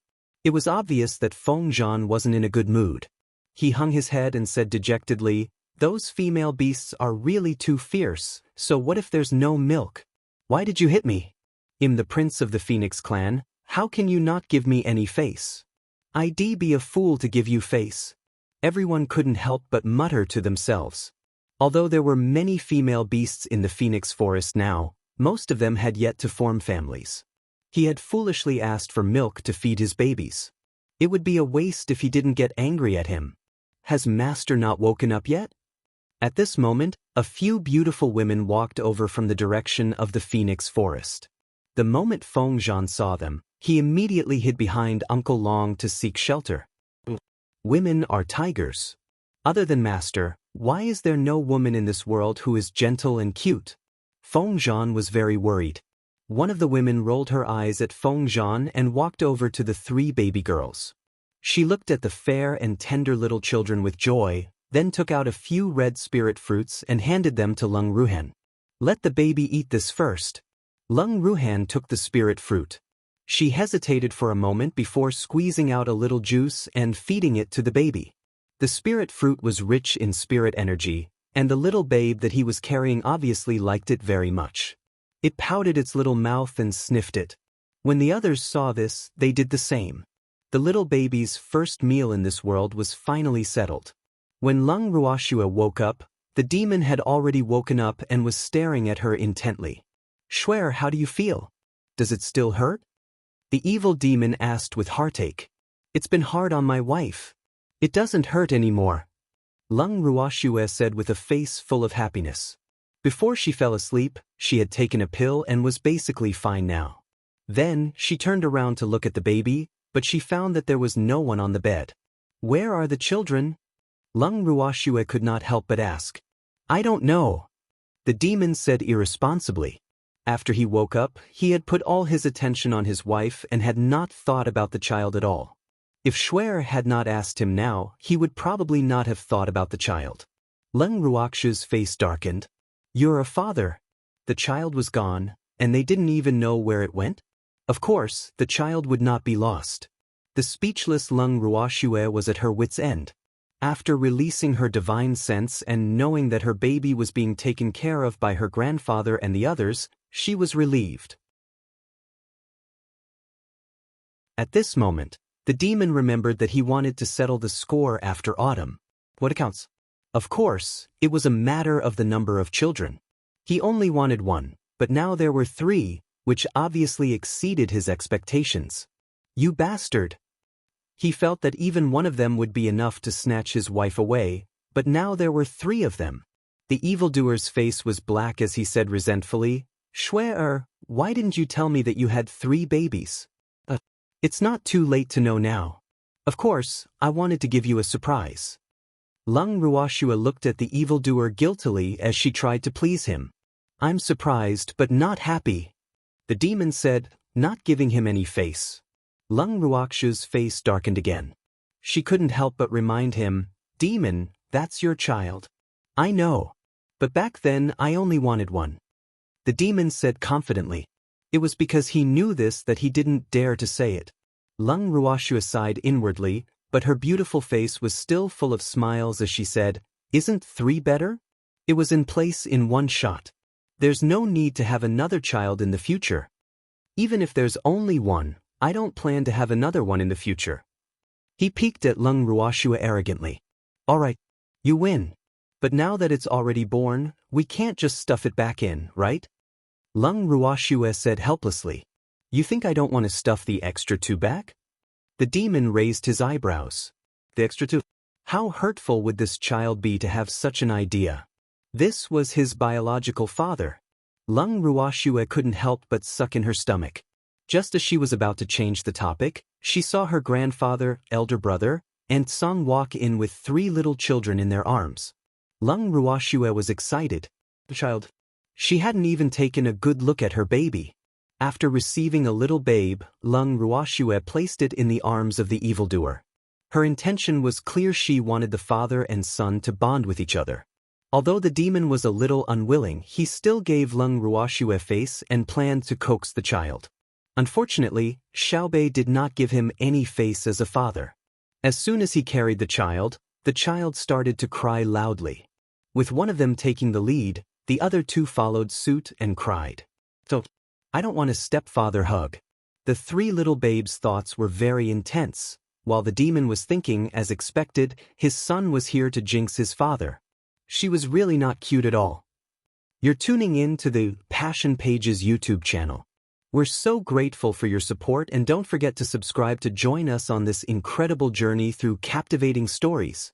Your generosity through donations truly makes a world of difference, as it's the primary source of revenue that allows me to expand and enhance this channel for you. Thank you from the bottom of my heart for being a part of this adventure.